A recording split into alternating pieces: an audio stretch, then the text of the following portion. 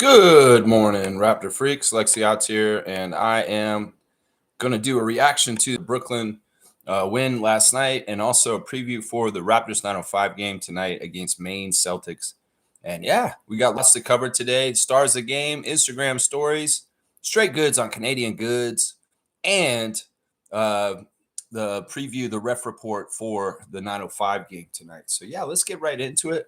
It's not dilly-dally anytime. I've been trying to balance the light between my light here and the outside and see if I can get it to appear because I feel like it's tough. It's tough to figure out. I'm going to get it right at some point. Watch. All right. No, I think it needs to be down on the inside. So the other side. You can see the outside. Anyway, enough of all that. Good win by the Raptors last night against the Nets. It was, it could be scary. If you lose the Nets in this situation, it could be very disastrous. So, no, you can't lose to a 1-9 team. You need to take care of business and show that you're a good team that doesn't play down to the competition and ends up losing the game. Now, only winning by 10 points, there was the ability for the Nets at times to come back and beat us in the game last night. But unfortunately, for them, they are not very good at stopping teams. They don't have a good defense.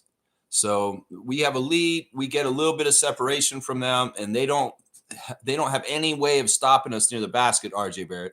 And that's that. That's how you win that game right there. The refs were kind of shady. I was right. Ref report undefeated. CJ Washington, Jason Goebel, little fishy with their calls at times, but the great Bill Kennedy, of course, the equalizer out there. We love you, Billy.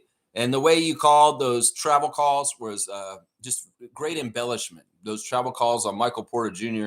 just great, stuff like that going on with Bill Kennedy last night. And I love it. Yeah, Bill, sweet delivery on the mic too. Of course, challenge unsuccessful. Oh, yeah, that's right. Unsuccessful. That's right. So good job there. And good job, Raptors, just in general, taking care of business and getting that W. 6-5. We have won 5 out of our last 6 games. And that's a big deal, guys. We've played 6 games recently, and 5 of those games have been W's. And that's what we want. And, we're going to play Cleveland tomorrow. That's going to be a test. The Cavaliers are playing tonight against the Miami Heat, and then they will play us on the second night of a back-to-back. But they have already let it be known that they're going to sit Evan Mobley and Donovan Mitchell tonight for the Miami game so that they will play against us tomorrow night. Just so y'all know, that's already information that's out there that the Cavs are managing their back-to-back for Miami and then us tomorrow by benching Mobley and Mitchell tonight. So they will be available to play us on Thursday. And I think that is a lot of us beating them in the first game against them in the in-season tournament. They don't want to go down in an Eastern Conference series against an Eastern Conference foe that could have playoff implications. So they're going to make sure that they're up for us on Thursday. So that should be real early preview on that game real quick, just with that note right there. All right, let me see what Trevor's saying first in the chat, and we'll go forward. Another quick note. Blake Murphy just announced on Blue Skies that Jonathan Mobo has been assigned to 905 for the game tonight. So he will be available for Coach Andrew Jones and the Raptors 905 in Mississauga against the Boston Celtics G League team, the Maine Celtics. So, yeah, this will be the third game for 905 this season, third game at home to start the season also. So hopefully they can get a similar result as the first 2 games against the College Park Skyhawks against the Maine Celtics tonight. But Mobo has returned to Canada to play for Andrew Jones tonight, just so y'all know. All right, here's Trevor J's words of wisdom. Thank you, Commissioner of Fun, Trevor J. Life is strange. You arrive with nothing, spend your whole life chasing everything, and still leave this earth with nothing. Make sure your soul gains more than your hands. Wow. Yeah, this is a deep one right here. This is deep. You come here and with nothing and you leave here with nothing. Will you chase everything in the middle? Well, some people may be chasing everything in the middle, but I think that that's the fallacy of the philosophy of a lot of people right now. If you're always chasing something and you never stay still and practice contentment, you're just miserable most of your life. That's the crazy thing about it, man. They want you to run that rat race. They want you to feel like you lack. They want you to feel like there's things out there that you have to get for you to be happy. Where that's all bullshit. It's absolute bullshit. If you really want to practice meditation, Zen Buddhism, and the idea of centering yourself to happiness, you don't live a world where you want or need. You sustain yourself with the things you need as far as for life, but you don't have any of these materialistic needs that so much of us in society have to have these days. That's the biggest source of unhappiness, is the idea that you lack something physically that you can't buy or you can't have. It's such bullshit. It's sort of the biggest lies in society today. So if you're able to be more minimalist and simplistic and see through the crap like I can, you can find contentment, solitarily your own contentment, and you do not derive any joy or happiness from material objects or anything else. You are self-sustaining with your contentment. And that's the difference right there. I mean, there's a lot of lies that are taught to us by society and the conditioning as we grow up for what you should be and what you have to do. And this and this is that. It's all bullshit.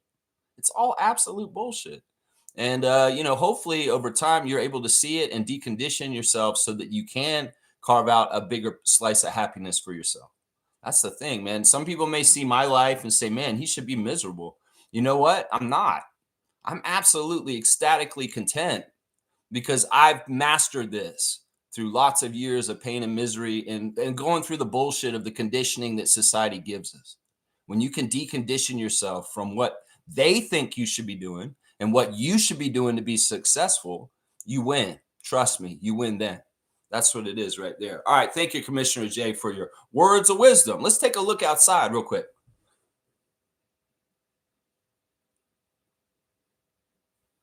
Yeah, it's still snowing, kind of. I was kind of annoyed. I thought it would be stopping snowing real soon, but apparently wants to snow some more still, real quick. So unfortunately, it's still coming down. I was hoping to be rain today. I want to see some rain. Trevor's saying this: referees were being kind of shady last night. Yeah, yeah. CJ Washington's a shady ref. He just is, man. He just is. Like if he can call a call against the Raptors, he will. There were a couple calls last night where he called it wrong and then he had to be corrected. And Jason Goble was not our friend either. It was the one play early in the game where RJ got a technical for shoving Clowney. Clowney was the Nets had just scored, and the Raptors wanted to do a fast up the court kind of thing to get the ball. And this should have been the right call. Should have been a delay of game, but CJ Washington wanted to call a technical on RJ instead. Basically, like when you score and you're the offensive team that just scored, you're supposed to leave the ball alone and just run back the other way. But for some reason, Clowney wanted to crowd the ball on the outside and stop us from grabbing the ball and inbounding the ball quickly and getting up court. So RJ shoved his ass. RJ pushed him to get out of the way to get the ball. That's why he did that. He didn't do it because he's dirty. He didn't do it because he's a jerk. He did it because under the instruction of Coach Rajakovic, he's supposed to inbound the ball quickly and get the ball up the court to Scott so he can make something happen. But no, Clowney being a clown, being in the way, and RJ had to shove him to get him out of the way. Well, CJ Washington said technical, shoving a player. CJ Washington, where's the delay of game call on Noah Clowney? Because that's the right call in that situation, because you had an offensive player that just scored, blocking the defensive player from getting the ball and getting it back in bounds and coming back down the other way of the court. To me, the proper call in that incident should have been a delay of game and no technical on RJ. But because RJ shoved them, they gave him a technical, which was fishy as fuck, honestly. So fishy and so full of shit, honestly. Yeah, there were a couple weird calls. And then again, once again, our guy Bill was out there evening it out. And two different travel calls on their best player, Michael Porter Jr., that made me smile. That made me smile right there. And there were different other calls, like they challenged that and they lost their challenge. So there were a lot of calls where it evened out and we were okay. But there was some fishy shit, Trevor. You're right. There was some fishy shit coming from Goble and Washington last night. A little bit fishy. Yeah. Yeah. Let's see. But we still beat them. Ingram is so smooth in the mid range. IQ had another good game. He's so quick. RJ had one bad game. Everyone complained this man gave us 20 points a night. Yeah, RJ didn't shoot as well last night. This is maybe the worst shooting game he's had this season so far. But did he look bad overall? Like, if I wasn't watching the stat box, if I was just watching the game, he looked like he was doing good shit for us, right? Late in the game when the Nets were kind of trying to come back and it was like a 10 point margin, it could get down to maybe 4-point margin. RJ was carrying when people weren't scoring, just like Brandon. RJ would bully his way in and he'd make a layup late in the fourth quarter to help keep us above. So I'm like, sure, okay, he didn't shoot as well as he has most of this year, but he gave us points in crunch time when we needed them the most. So, I mean, everybody's going to be a stickler and a nitpicker. This is why I'm sick of this shit. We're going to not be in science lab anymore, guys. This is what I'm going to call it, science lab, where everybody gets out their microscope. Yeah, let's go get the Petri dish and let's look at the Raptors under a microscope. Okay, all right, Cloud GMs. Sergeant Wayne's coming to say, hello, what are you doing? What are you doing? Cloud GM, stop Cloud GMing. You are not a GM, so just shut the fuck up. And your opinions on guys that go up and down with their production and their shooting, hold and pause, because you sound like a casual when you point out every single bad shooting game that Scotty, Emmanuel, or RJ do. Because seriously, you know what it is? We've got a bunch of different guys that are talented. And if we have a good number of them hitting and playing efficiently, if one or two of them is not having a good game, it shouldn't be a problem. We can still get the win. Because once again, the only stat Lex cares about is this one. And this one is 5 out of the last 6 games. And y'all can nitpick Emmanuel quickly from the start of the season to the point where now he's making his shots and he looks bad as fuck. That's right. He is the star of the game. You can nitpick Scotty Barnes over what he should and should be doing in his game. You can nitpick Jacoby. You can nitpick Grady. You can nitpick RJ. But what's the point? What's the fucking point? You sound like miserable fucks when you go and look at the one blemish on the record over and over again. Seriously, why don't you celebrate the successes of the guys who had absolutely badass games like I do with the stars of the game, instead of coming after somebody like RJ for just having one poor shooting night last night? And to be honest, even though he had a poor shooting night, he had key baskets. He was a part of the win, and he contributed to the win, even if he wasn't perfect. Did he take away from the win? No. Does he have to keep shooting? Yes. Will they always go down? No. But will they go down most of the time? You're damn right they will. So get your microscope and put it back in the lab closet, because you don't need to get it out. Science lab's closed. Okay? Okay? Take your little cloak off and put your microscope back in there. Put the Petri dish up. Go get in the chemical shower, pull it, and know that you're a jackass. Okay? Okay? That's what you need to do, science lab motherfuckers, with your microscopes. Go put them up. You want to go look at shit on the microscope? Go get some fungi from your yard. Not Kawhi. I mean fungi. Go get you some fungi from outside. You can go look at that and do your Petri dish and your overanalyzation with your microscope there. Okay? Okay? Because RJ don't fit underneath that microscope. So science lab's closed, bitches. All right? I'm going to say that right now. Science lab is closed, motherfuckers. So put up your microscopes, because they're not necessary. You want to go back to school, Rodney Dangerfield? Do a triple Lindy and say all this bullshit out of your ass on social media about RJ Barrett's shooting percentage last night? Okay, you go ahead. You look like a fool. Because honestly, if you're a real one, you're just enjoying the wins. And let's go. That's all I got to say right there. That's right. That's right. They're crazy, man. 20 points a night. That's right. Yak got the chain last night. That's right. That's off the chain. The Yak got the chain. All right, first star of the game, Emmanuel quickly, as I just mentioned. Emmanuel is feeling it now. He's feeling it now. And in some ways, he said this after the game. He's exactly right. You know, even though he was missing shots earlier this season, he had to continue to take them, because even if he's not making them, he's helping his teammates with their shots and their offense, because he has to be that threat. You know, if he missed a couple shots in the first game of the season and he got scared to take shots because he was missing too much, he's not helping the Raptors. He's not helping them. He has to continue to be aggressive, to find his shots and take his shots, because those damn shots are going to go in. And somebody had the audacity to ask Darko after the game, do you like Emmanuel taking such sudden shots and crazy shots like this? And Darko said, yes, I'm asking him to do this.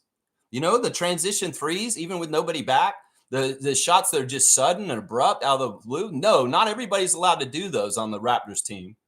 But Emmanuel quickly, as I've said in the last year, has a green light to shoot at any time from anywhere on the court for Darko Rajovic and the Raptors fans. That's because he's a special talent like that. And he just got it like that. One of the things I really liked about what Emmanuel did last night was he was finding shots near the basket better. There was better spacing in his elevation, even if it was like where he dribbled down into the lane, he'd go around in a circle and then come out the other way. And there's somebody has got distance from the defender, and then he elevates and puts a little short 10-foot shot in. With doing that kind of stuff is stuff I hadn't seen him do a whole lot successfully yet this year, but he's starting to do it more in the last couple games. And that'll help open up his open shots outside too, because he's got to be a threat for both outside and to drive. And man, he was awesome last night. Yeah, Emmanuel shooting really good, 59% from the field, 10 of 17 in the game. All right, everybody who's dissing him for shooting bad, where are you now? You better be singing his praises now. Microscope people, science lab partners. Where's your microscope on Emmanuel? Let's take the Emmanuel Petri dish. Come over here and let's look at it right now. Seriously, why don't y'all look at the Emmanuel Petri dish today? You don't need to look at the RJ Petri dish. Let's look at the Emmanuel Petri dish. Y'all were looking at the Emmanuel Petri dish for the last month or so. All of a sudden, you don't want to look at the Emmanuel Petri dish? Oh, because you can't be negative about it right now? Is that what's going on, science lab partners? Is that what's going on? Go take a cold chemical shower over in the corner right now. Pull that little cord and just let that shit rain down on you, okay? Chemical rain, chemical rain. Yeah, clean your fucking toxic ass off. Seriously, motherfuckers. That's what I'm saying right there. My second, let's see, Emmanuel also in 32 minutes, 24 points, 8 rebounds. Once again, our guard is rebounding like Fat Lever, and there ain't nothing wrong with that, man. I'm telling you right now, he's one of the best rebounding guards in the NBA on the down low. Emmanuel quickly. 5 assists, 2 steals, only 1 turnover. 5-to-1 assist to turnover ratio. That's a point guard. 3 of 8 from 3, plus 20. You had the highest plus minus on the team last night, and he was the guy in the zone. He did a call me maybe later. He had it near the end when we were winning. He did a very safe call me maybe, call me maybe after he bombed one of his beautiful threes. That's right, Emmanuel, you are my star of the game, and I hope they have you under the microscope today. Since they love having you under the microscope for weeks before this, you better fucking put IQ under that microscope again, science lab. That's right. That's what I'm calling y'all now. Science lab. Y'all overanalyzing microscope motherfuckers. That's right. You know why they use that microscope? So that they can find something. You know what I mean. That's right. That's right. All right, let's see. Brandon Ingram is my second star. You know, there was something different about Brandon last night. Yeah. It's almost like controversy. It eggs him on to get more motivated. Yeah, it felt like that. Or maybe it was just the beautiful, bright white and red Raptors jersey he was wearing, so fresh and so crisp, and the way he's moving last night. Did y'all notice that Brandon Ingram was moving a little bit better last night in certain ways around on the team and what he was doing? I noticed that. You know what else I noticed? That he was moving a little more aggressively and a little bit more, like intensely. Yeah, I noticed that. I also noticed that it seems like Brandon Ingram might be getting more used to playing with his Raptor teammates. You know, it has been, 11 games now that he's actually played with them in regular season Raptors games. Well, you know, there is going to be, he is a very overwhelmingly badass talent. And you add him immediately, he's going to have an impact. But there's deeper impacts that he can have over time as he gets more accustomed and acclimated to being on the Raptors team, playing with his teammates. There is a curve where he goes up higher and he looks even better with us because of familiarity, because of trust, because of just feeling like you've been here for a little bit longer and you just kind of get more in the zone and more comfortable. They asked Brandon after the game, Danielle Michaud, in the post-game interview, are there more gears of Brandon Ingram that we're going to see? And he said, oh, hell yeah, there's more gears. And specifically, he said he hasn't got his explosiveness back. Oh, shit. The NBA is in trouble. If Brandon Ingram can already do this without his explosiveness, y'all watch out. I'm telling you right now, There's a whole other level of Brandon excelling and playing as a badass for the Raptors that we're just scratching the surface. We're not even, this isn't really truly how badass it can be. It's going to go to a whole other level. I can see it because last night, Brandon was moving different. Brandon was moving a lot quicker, a lot swifter, and a lot more confidently amongst his Raptor teammates and in the game. And this is bad news for the rest of the NBA, the Eastern Conference, and our opponents that we play, because he's going to be a problem.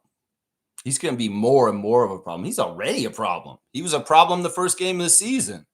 And that was without the orientation and the buildup and the trust and the stuff I just talked about. So I'm telling you, man, things are going in the right direction with him. And I love that Danielle Michaud did the interview with Brandon in the morning. Thank you, Danielle. In some ways, I'll give you a point for this because you put out a little bit of a dumpster fire of bullshit from Raptors Fan Nation over judging and being the morality police of Brandon Ingram about an unfortunate bottle tossing event. Well, you got your answers, idiots that really needed an apology. I still see dumbasses on there saying it's too late, a little too late. Like, what are you talking about? Too little, too late. It wasn't too late. He did it at the time when the guy was right there. Why the fuck would you say it's too late? Because you're a moron and you think that the apology and hearing about it on the broadcast last night is the first time he apologized? No, dumbass. He apologized on Saturday. And you just found out the news about it last night. I can't believe that. How can you say it's too little, too late? It's too little, too late. Motherfucker, who the fuck are you? Seriously. And some people are getting mad at Brandon for calling the guy he threw the bottle at a kid. That's so stupid. The shit that people will get upset about is ridiculous, man. That guy is definitely older than you. How dare you call him a kid? And then some motherfucker tried to say he doesn't even know his name. That's just like such famous people are so pretentious. They don't learn the staff's name. And then everybody was writing comments underneath that person saying, wasn't Raptors staff. That's Philadelphia staff, you dumbass. It's just any which way people will find stuff to get pissed about. They will. You know, a big part of the phenomena of this is that this wasn't totally Raptors Nation that did this shit, freaking out over Brandon. This was actually a mainstream NBA story for all the league to go over. And they were talking about it all over Raptors Reddit and all over NBA Reddit. So in some ways, we got to realize that some of this bullshit that people are coming at Brandon for this is absolutely our enemies and other fan nations trying to be toxic and make this a bigger issue than it actually is. It's absolutely true because you can go and look in non-Raptor spaces on the topics about Brandon and you'll see people are doing the same shit there, being judgmental, saying all this shit, trying to cause problems where there isn't really even a problem. He got fined. He apologized. The Raptors did not suspend him. It's all over and done with. And in fact, I think that he had a little bit more swagger and anger in his game because of the controversy. And he seemed more smiley and more happy too in some ways. He seemed more like connected with his teammates also. Let's just put it that way. So all the people that are hoping that this is a little string they could pull apart to hurt the Raptors is Brandon Ingram's bottle throwing incident. Well, failure. You're not going to get that. And in some ways, maybe it drew us together even closer. Seriously. So I'm going to say that. Brandon Ingram, 33 minutes, 25 points, 5 rebounds, 4 assists, 1 steal, 1 block. Stat stuffing. 8 of 17 for 47%. 1 of 6 from 3. He made all 8 of 9 from the free throw line. Sorry. Yeah. So, yeah, it's just a solid game. The big reason why I gave him the second star is because once again, Brandon is a steady scoring presence for our team in the first, the second, the third, and the fourth quarter. That he just gets buckets here and there when we need them, and he helps our offense stay confident and running. Because we've seen in recent years where we get stagnant on our offense and we just start drowning in the deep end. We can't get anything going. Well, Brandon is that life preserver. Brandon is that hand from the lifeguard to pull you out of the pool, to save you. And I appreciate him for that. And in some ways, even if he didn't shoot the best last night, he shot pretty good and he contributed solid baskets when we really needed them. And once again, man, I saw him moving different last night. He moved a little bit different. Maybe it was that nice white, crisp Raptors jersey they were wearing last night. Maybe it was just that he has a little bit more motivation because of controversy. And of course, his lady was there after the game. and there's a lot of hugs and kisses and smiles and just good stuff with Glorilla. So yeah, you know what's not to like about Brandon Ingram on this team? Well, if you're a fan of another team, I see what there's not to like. I see what there's not to like. But if you're a Raptor fan, you better like it. Seriously, you should, because this is a really good person to have on our team. Jakob Poeltl, the chain master, is my third star. It was a toss-up between him and Scotty for third star. I could have gone either way. Both guys got double-doubles. Scotty was pretty solid. They got very similar lines, but in some ways, I was happy to see the return of Jakob's push shot and his pick and roll work with Emmanuel quickly. We saw that again last night. Emmanuel getting those thread the needle passes through two defenders to get Yak when he's passed, and then Yak's got an easy layup or a dunk. That stuff is awesome. I was actually talking about this a couple days ago. I was saying that it'll be great when the Raptors start to get Yak going a little bit more offensively with his shot. And now it doesn't have to be much more than what it was last night. This is exactly fine. It's just that we need him, as Emmanuel put it in the after game interview, as a bailout. If it's getting near the end of the shot clock, the Raptors are not getting a good shot selection attempt, they can always try and dump it into Jakob in the paint, and he can get an easy shot right at the end of the shot clock with a little push shot or something like that. And they did utilize that last night a couple times. So Poeltl, 30 minutes, 12 points, 10 rebounds, 2 assists, 1 steal, 2 blocks too. He got 2 blocks, no turnovers for Poeltl, and he shot 5 of 6, only missed 1 shot, but he was 2 of 4 at the free throw line, plus 15. A solid game. We don't need him to score 20. You know, if he gets somewhere double digits in the middle, that's probably good. Double digits on rebounds. That's what we want. We want something like this. A 12 and 10 game from Jakob is a solid game, because last year maybe we needed him to score 20-something points sometimes, but not this year because we got Brandon. And in fact, they asked these guys after the game, Darko, Emmanuel, and Jakob, about scoring more for Poeltl, and Darko kind of just shut down the reporters, saying, you know, Yak's doing exactly what we want. This is this and this is that. You know, Yak has to get his back strengthened and get a little bit more back in his rhythm, but we saw his rhythm a little bit better last night, didn't we? And I think a big key to that, finding his rhythm and playing back strongly, is Emmanuel. Is Emmanuel helping him and working off of him makes Jakob look way better. In fact, Emmanuel quickly on the down low is a big reason why Jakob Poeltl had his career year as an NBA player last year. So we want to find that last year Poeltl again this year, and we're starting to see signs of it in the game last night. Scotty Barnes is the 4th star of the game for me. Scotty's solid game. Once again, this man don't have to score 20 points, Raptors fans, to have a really good game. He got 15 in 31 minutes with 11 rebounds, 5 assists, 1 steal, 1 block, 2 turnovers.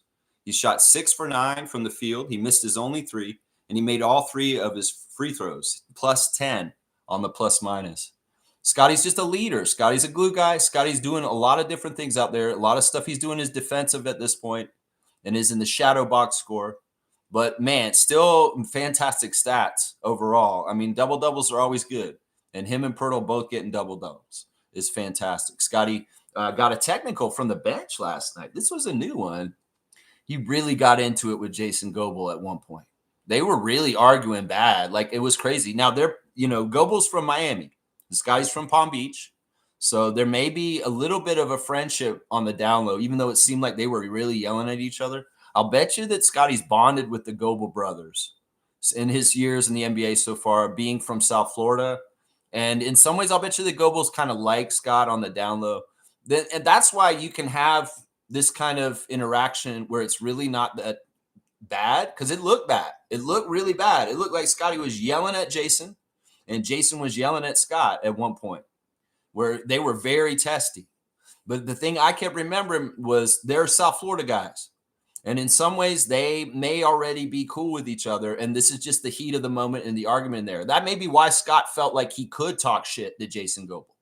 It's not necessarily every ref Scott's going to bow up to and argue with. But I think that there's a little bit of something from their origins of where they're from, where Scotty felt more comfortable to get in his face and kind of talk to him about how he felt about the call. Well, he wouldn't shut up. He went all the way back to the bench and was sitting on the bench, and he got a technical because they could still hear him and they heard what he was saying. And it was kind of funny when that happened. Grady was talking to him at that point, and everybody's kind of looking at him. I saw Coach Mary's Andrade looking at Scott like, shut up, sit down. Don't do this. Coach Wade doing it too. Like Coco, they were all the coaches in that moment were kind of like, Scotty, chill, man, chill. Don't do this. But he did. He got a technical from the bench. In some ways, it was a rite of passage. In some ways, Scotty was laughing about it. In some ways, it didn't really matter. Scotty did have foul trouble. That was part of the reason why he was so upset and talking to Jason Goebel. So, yeah, that was an interesting moment. We hadn't really seen that event with Scott yet in his career, where he kind of argued with the ref very much, like going at it. They were yelling at each other almost where they were red in the face. And then he went and sat down and got a technical. That was new. That was a new one. I hadn't seen that with him yet. And I have no problem with it. It means that these guys care and they want to win. My last star of the game is the rookie, Colin Murray Bowles. Colin came out and was real solid. You know, he's coming off the bench now. He's had to adjust since the couple of starts he had at the beginning of the season. And he didn't look as good in the first couple games off the bench, but he's starting to get the assignment now. You know, Colin, 20 minutes, he got 9 points, 4 rebounds, 1 assist, 0 turnovers. He made both of the shots he attempted, including 1 3 that was a very nice 3 assisted by Emmanuel Quickly, who drove and kicked, and just a nice shot. In fact, it was so nice, Scotty had to put it on his Instagram stories. And he made all 4 of his free throws too. So perfect shooting for the rookie, and also grabbing 4 rebounds. So I just wanted to recognize him. Even if he didn't score a whole lot, he was very active out there and he was doing good stuff for us. So Colin Murray Bowles is my 5th star. Yeah. So yeah, I'm going to do the honorable mention and all that kind of stuff in a second. But yeah, really, really cool stuff. Yeah. Yak got the chain. Trevor's bringing up All-Star Weekend, February 15th, USA versus the World, 5 p.m. Yeah, I still think that this format is convoluted and stupid. I think that the fact that they're going to have 2 USA teams of 8 and then 1 world team of 8 is not the right number. Seriously, you should have done it right down the line. There's enough international players in this world that are good that you could have done 12 versus 12. You don't need to do it this way. It's kind of fucked up, honestly, that you're doing it this way. Seriously, because in some ways it just shows honestly, USA is so shaky with Donald Trump in charge. It's like y'all have a fragile ego because your leader is like that. And do y'all really need to have, 2 teams to 1 team for the world? Because that seems like that's already unfair. And the format seems so convoluted. And people are saying this on Blue Skies today, that if you have to take 5 minutes to explain the format of the All-Star Weekend, and then it's not a good format because it's not simple enough. And seriously, it's confusing at this point. Like they're trying to explain that they're going to go by the votes, but if the votes, like if there's too many world players that vote in, like let's say they do vote in 12 world players and 12 USA players, they're going to add the 4 players to the U.S. automatically by Adam Silver to make the format work.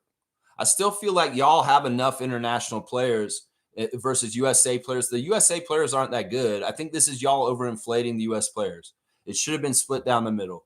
In some ways, the lopsidedness of having 2 U.S. teams of 8 and 1 team U.S. of world for 8 is going to show that the format fails right away. I can already tell this format's going to fail. In fact, this format's going to fail worse than the one that they just did that I actually kind of liked, where they had the G League team able to come up and participate in the All-Star Weekend. I thought that the 4-team format works better than a 3-team format. I mean, that just makes sense. And then I don't even understand what they're talking about with the quarters. Like they're saying, and then in the 4th quarter, the 2 top teams will play each other. So what the fuck, Adam Silver? What if it's the USA team versus the USA team? Then it's not USA versus the world, and your whole format's stupid as fuck. Like seriously, you're doing too overcomplicated. You can say, oh, because there's not enough international players in the league percentage-wise. Fuck that. The international players that are in the league are the top of the top from the rest of the world, and there's a lot of jabroni American players that make up the percentage of the 2/3 of the Americans that play in the league. You've got a creme de la creme from around the world that make it to the NBA. That's the only way they make it there. So you can make a 12-man team from the world. It's just you might have to put RJ Barrett on it, and you don't want to do that. So it's kind of fucking bullshit, man. It's bullshit. This format is stupid. And honestly, I hope it falls flat on its face, and I'm sure it will, because it's so convoluted and so fucked up and overcomplicated. Seriously. Just put 12 world guys and 12 USA guys against each other. It's not like the USA has 18 better players than 12 world guys in the NBA. Seriously. If you go look at the stats, you'll find out the world is even with y'all. And y'all's cockiness and your bullshit makes you think you need to have 2/3 of the All-Stars. That's bullshit. You could have done it right down the middle and you would have very good All-Star teams. Trust me. It's just maybe in some ways the narrative, the NBA and Adam Silver has to put his U.S. superiority in basketball around the world. Is this part of their gatekeeping of all this bullshit? Well, I'm telling you right now, Adam Silver, USA is going to lose this battle in the end because international basketball is coming and they're beating the U.S. players better and better, more and more. The top 5 players in the league are international players right now. There are not any Americans in the top 5 players in the league right now. They're all international players, the top 5 players in this league right now. And the training of U.S. players has gone downhill, the infrastructure and stuff like that, and the way they do it, and they're not getting trained exactly right, and the rest of the world doing a better job. So read the room. You can do a 12 versus 12, USA versus world. You're just a loser who's scared. So you have to fucking do it this way. Seriously, be a man, Adam Silver. Make it a straight up world versus USA. Oh, you don't want to do that because you're scared, so you have to game the system? That's pathetic, man. That's pathetic. That's the way I look at it right there. Trevor J saying happy game day to 905. Yeah, let's do that real quick. 905 are playing the Maine Celtics tonight in the G League. And, well, I've got our refs for today. The game is at 7:30 tonight. I'll be in the YouTube chat online watching the game. If you want to talk to me during the game, we'll be watching it. Maine Celtics, of course, are the Boston Celtics G League team. I should go look at their roster, honestly. Maybe I'll go bring it up. Kalajamula is going to be our main ref tonight, the crew chief. He is in his first season as a non-staff official for the NBA. We had him for a game for the Raptors recently in a training game. He's number 97. He's from Albania. His favorite TV show is Seinfeld. He likes the movie Godfather. He loves yacht rock. So if anybody's going to the 905 game tonight, start singing some Doobie Brothers, maybe some Christopher Cross, maybe some Hall & Oates. Sing some of that shit towards Kalajamula, and maybe we'll get some favor from him. That's right. I feel like this is a really good thing to do, is find out the referee's favorite music and serenade them with what they like. Taking it to the streets, taking it to the streets, sailing takes me away. Whoa, whoa, whoa, whoa. Get some of that good music, some of that yacht rock for Klaja tonight. Kalajamula. Yeah, his favorite book is Great Gatsby. Gross. His favorite meal is Neapolitan pizza. He likes YouTube. He's most like to visit France. It seems like that's not far from Albania. He'd like to backpack through Europe, and his hidden talent is cooking. Kalajamula has 5 years of officiating experience in the NBA G League, where he worked the playoffs the last 3 seasons. He has also officiated 2 seasons in the Basketball Africa League, including the 2023 playoffs. Yeah, the other 2 refs for 905 tonight, we've got JP Prim, number 64, is the referee, and Tyler Merkovich, number 41, is the umpire. Tyler Merkovich has refereed the Raptors 4 times, and they've won all 4 games. That's the Maine Raptors I'm talking about right there. Yeah, so there's your ref report for the 905 tonight against the Maine Celtics. Now let me go look at the Maine Celtics roster and see who they are running around with these days on the court. Let me just see real quick. Let me see. Am I able to find this easy on no, not here. Okay, this isn't where I'm going to find it. ESPN is not the best place to look for this. Let me just see. Maine Celtics roster 2025.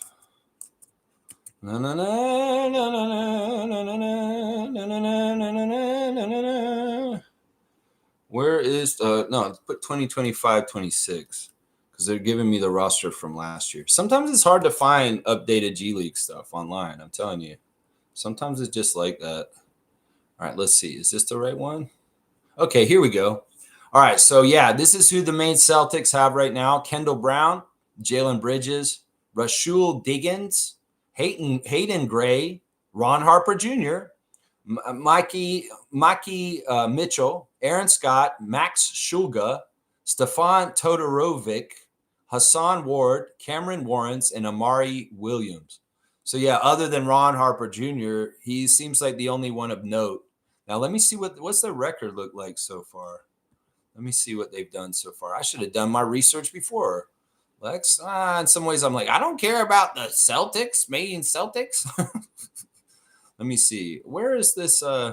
Why do they not make this so easy to look at? All right, so they've played 2 games so far, like us, and they lost both those games. So the Maine Celtics are 0-2. They lost 2 games to the Greensboro Swarm, the Charlotte Hornets G League team, on Friday and Saturday. So yeah, they're 0-2. We're 2-0. We need to kick their ass. Yeah. So I'm looking at their roster, and if Ron Harper Jr. is the only player that I recognize on their roster, we should kick their fucking ass. There's no more JD Davison. There's no Luke Cornett. There's no. These were guys who played for the Maine Celtics in the last couple years. They're not there anymore. So I think we're going to kick the Maine Celtics ass tonight. Go on down to Paramount 5 Food Center and support the 905, baby. 905. That's right. I'm feeling good about that game tonight. That's right. James is here. Raptor Freak James. Ingram makes all types of tough pull-ups. Yeah, he's a really good scorer. Really, really good scorer. And I like how he's going to the basket, too. I like that he takes steps and long strides and gets really close to the basket and he lays it up. That's so high percentage. And in some ways, he's got to know when to do what. One thing I want the Raptors to do better, though, is they're getting paint touches. And instead of going up, like Scotty in particular, he'll get into the paint and he'll get right there and he'll dump it off to Yak. When Yak's got 2 defenders on him, Scotty, you have nobody on you. You should just elevate when you get to the center of the paint, just inside of the free throw line. Just elevate right there. If you're there and nobody's near you, just shoot the ball. You don't need to look for the extra pass. Now, I like the no-look pass you threw to Emmanuel on the baseline cut. That was a beautiful play right there. That was really, really nice assist work because nobody saw it coming, and you saw Emmanuel coming down the baseline, and boom, he had an easy layup. But yeah, Scott, sometimes you're too unselfish. If you get in the paint touch, and the same goes for Brandon too. RJ knows about this because he does it. You guys got to elevate and take that shot, especially if there's nobody right near you. If you have room and you're able to just jump up and shoot a little one-handed baby hook or just a push shot like like Jakob, do it. Seriously. Because when you dump it off to Yak and he's got 2 defenders right next to him, that's not going to be a successful score. You have the successful score. When you caught the first pass from Brandon, Scotty, and you were standing right next to the free throw line, you needed to go up and shoot yourself. I like your unselfishness, but still, you're unselfish to a fault. You need to be more selfish when you have the best shot. You need to recognize it at that point because there were at least 2 times last night where I saw this happen with Scotty, and it did happen with other guys too. If you get that paint touch, Colin Murray Bowles, you're another one. If you get that ball down in the basket, near the basket, you need to go up and elevate. Don't kick it back out. Seriously, I know that extra 3, that extra point is something you guys like to get. But I'm telling y'all, you guys are so good down low. That's money you should just go ahead and spend right there when you get that ball that close in and in the paint. So Colin, Scotty, don't be unselfish. Be selfish. Take those shots. You're strong men, and you should just do it yourself. Seriously, that's what I'm saying to them right now. That's right. That's right. Yeah, Ingram's awesome, isn't he, James? He's saying, I think this is the perfect role for Scotty, playing defense, getting boards, and playmaking. Scotty has free range to do a lot of different stuff. And in some ways, if we don't try and define him specifically, he can really change game to game, and he can really make his game to what they're playing, like the strengths and the weaknesses. The strengths we have against the other team and the weaknesses they have, we can play to those by Scotty's being so versatile. And, it may not look the same game to game. Some games it may very well be he's more scoring more, and in some games he may be very much more passing more. And either one doesn't matter. In some ways, he can have successful games doing any of those. But I think the most important thing for Scott, and you're saying it, James, is that baseline of steady, just consistent defense and leadership on that has to be the given every single time. The other stuff can be filled in at different levels, at different ways. But that has to be the given every single time, especially since now that I see Scott running up and down the court this year, he looks more like the size of Jakob. than ever before. It's like you see those two running down the court next to each other, and you're like, damn, I know Scotty's hair is up, but he looks about almost the same size as Pirtle right now. And that says a lot about how much he's grown with strength and his weight training. Because seriously, man, he's a lot more of a load physically and stronger, and he has matured more. And this is something we talked about when he got drafted by the Raptors. I first saw him drafted by the Raptors. I said, man, that man's shoulders like Dwight Howard. He just coming in now. He's going to get stronger. He's going to get bigger. Well, we're seeing it now. 5th year season, Scotty is looking more bigger and mature in his body. And like, yeah, in some ways it has changed his strength and it has changed his ability to play with the big boys in the NBA. And I love that. I love that. I love that. I love that so much, man. James is saying, Lex, why did the Pelicans sell so low on Ingram? He's worth at least 3 picks, in my opinion. Yeah, hindsight's 2020, isn't it, guys? Everybody's saying this and that and all this bullshit about the trade with Ingram. You know, Masai and Bobby, in some ways, what did they fleece the Pelicans, guys? Can we say scarves on this one? Can we say scarves on this one? Did the Ujiri and Webster, did Ujiri have his one last fleece before he was let go this summer? Was fleecing the Pelicans of Ingram and get in this situation with us? Sure, I'll say that. I'll say that. You know, what was it? Kelly Olynyk and Bruce Brown and a first-round pick for Brandon Ingram? Okay. Yeah, what was wrong with that? Nothing. Nothing. And especially when you go back and think, this is really kind of Brandon was flipped for Pascal in the beginning. If you really want to go by this, and so many people thought we lost that Indiana trade. And yeah, in some ways, the Pacers did fleece us to get Siakam. And we got who? Jordan Nwora, Bruce Brown, and 4 first-round draft picks. I think it was 4. It was either 4 or 3. Yeah, I don't know. How did we do this? How did we do? Did we flip a player from further in the draft and Pascal Siakam the same year draft as Brandon Ingram for the 2nd round pick in that same draft? And now we're getting the premium player that Brandon Ingram is on our team. You know, a lot of it is, James, that New Orleans is in a bad place with health and injuries between Brandon and Zion. And they were just trying to move people. In some ways, it's Rich Paul that made this happen because he knew he needed to jump on his client getting money while he could because free agency sucks now. And it's much better to get extended on your contracts now. And the Raptors had made overtures that they would extend Brandon at an amount of money that would make it more economically attractive to him than to test the free agency market in the summer. And that's the big strategy of it right there, is that Rich Paul and Brandon Ingram read the room with the salary cap and that he was not going to make as much if he went into free agency. So it's kind of, we helped everybody out. We helped Brandon and Rich get rich. And we helped, he helped us by coming to our team and being bought in and playing for us. So it's a good situation. And yeah, it looks real good at this point, doesn't it? It does. And I wasn't ready to say it was a huge success, this trade, because we hadn't seen any of it on the court yet. But now we're seeing it on the court. We're starting to say, yeah, this was a huge success, this trade. It was a very huge success. It's just on delay. It was a layaway reaction. And we had to wait until he got healthy and this year and see it in action. And now we can say, yeah, this was a fantastic trade that we did with the Pelicans earlier this year. I mean, in some ways, it's a similar situation with us and Siakam. It's very similar. Siakam, in some ways, needed to get paid more and go to the next level.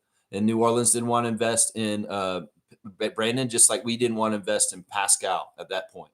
And in some ways, when you have a player that's getting close to a deadline or free agency or losing them for nothing, teams have to trade them like the Pelicans traded Ingram and like we had to trade Siakam. So it's a very similar situation in some ways, James. If you think about it, that's why we were under pressure to deal Siakam, right? Or we lose him for nothing in the offseason and free agency.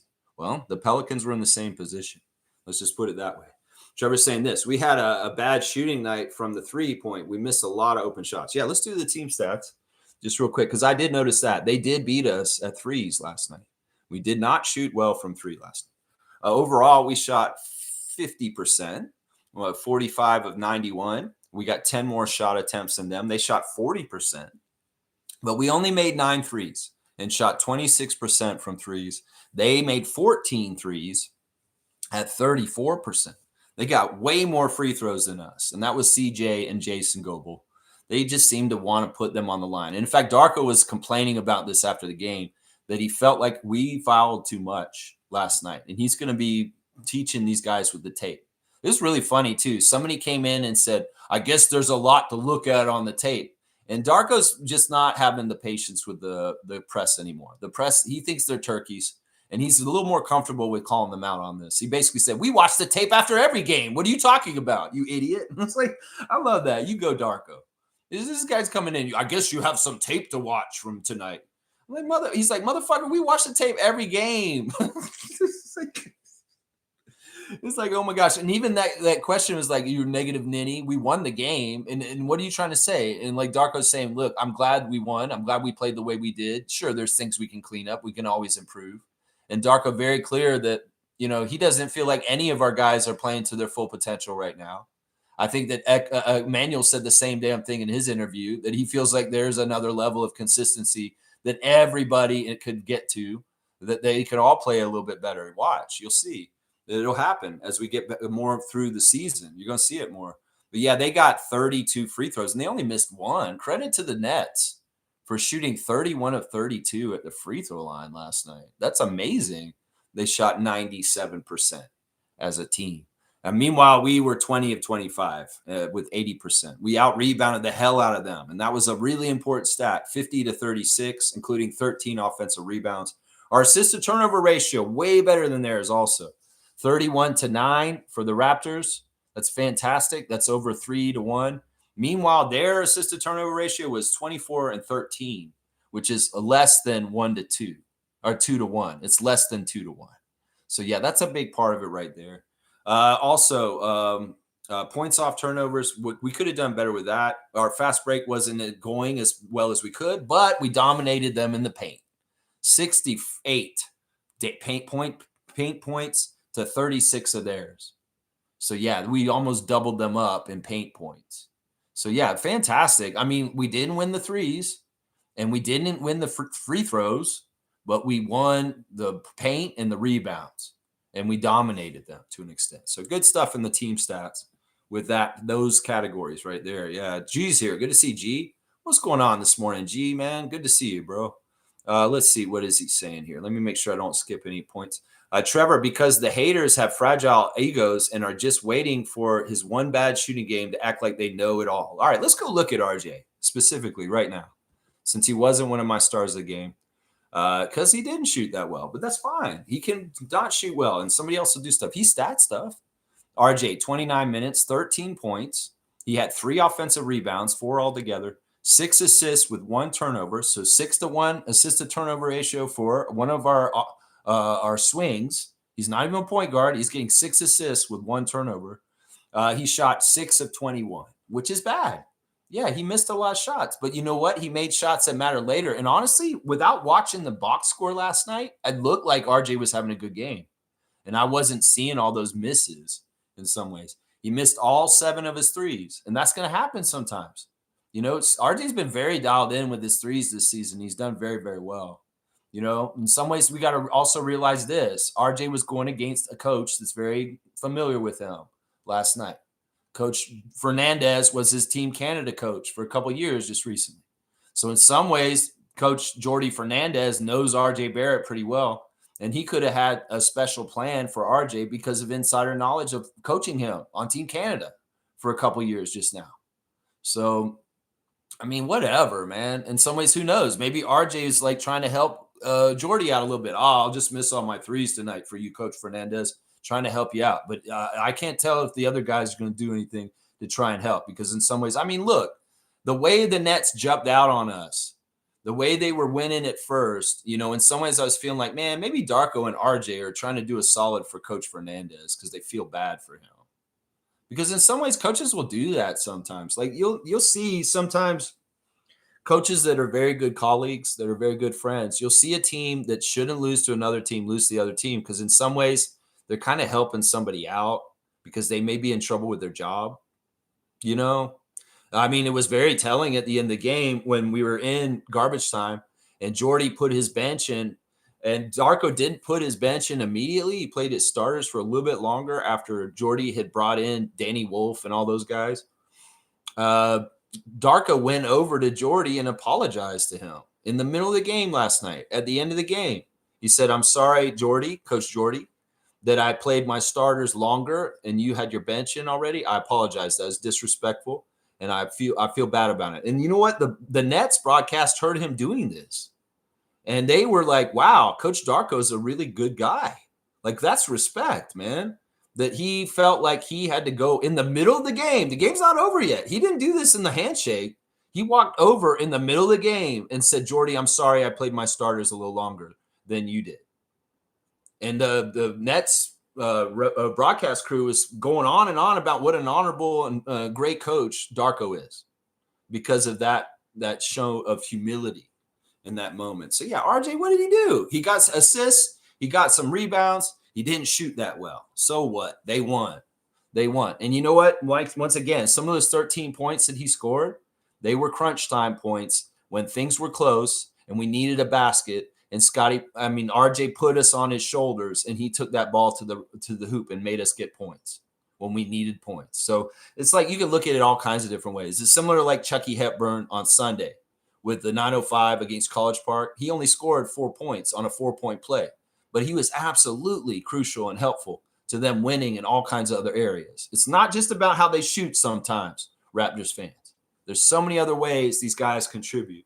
Going down the box score some more, let's look at Jamison Battle. 13 minutes, 3 points. He made 1 3. It was the only 3 he took. He missed his other shot that was closer. 3 rebounds and an assist.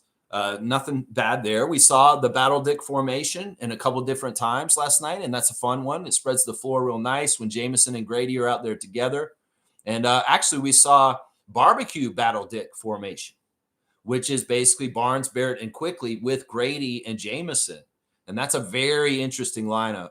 It's a very, very interesting lineup. It's a very potent lineup. It's a very dangerous lineup. Barbecue Battle Dick.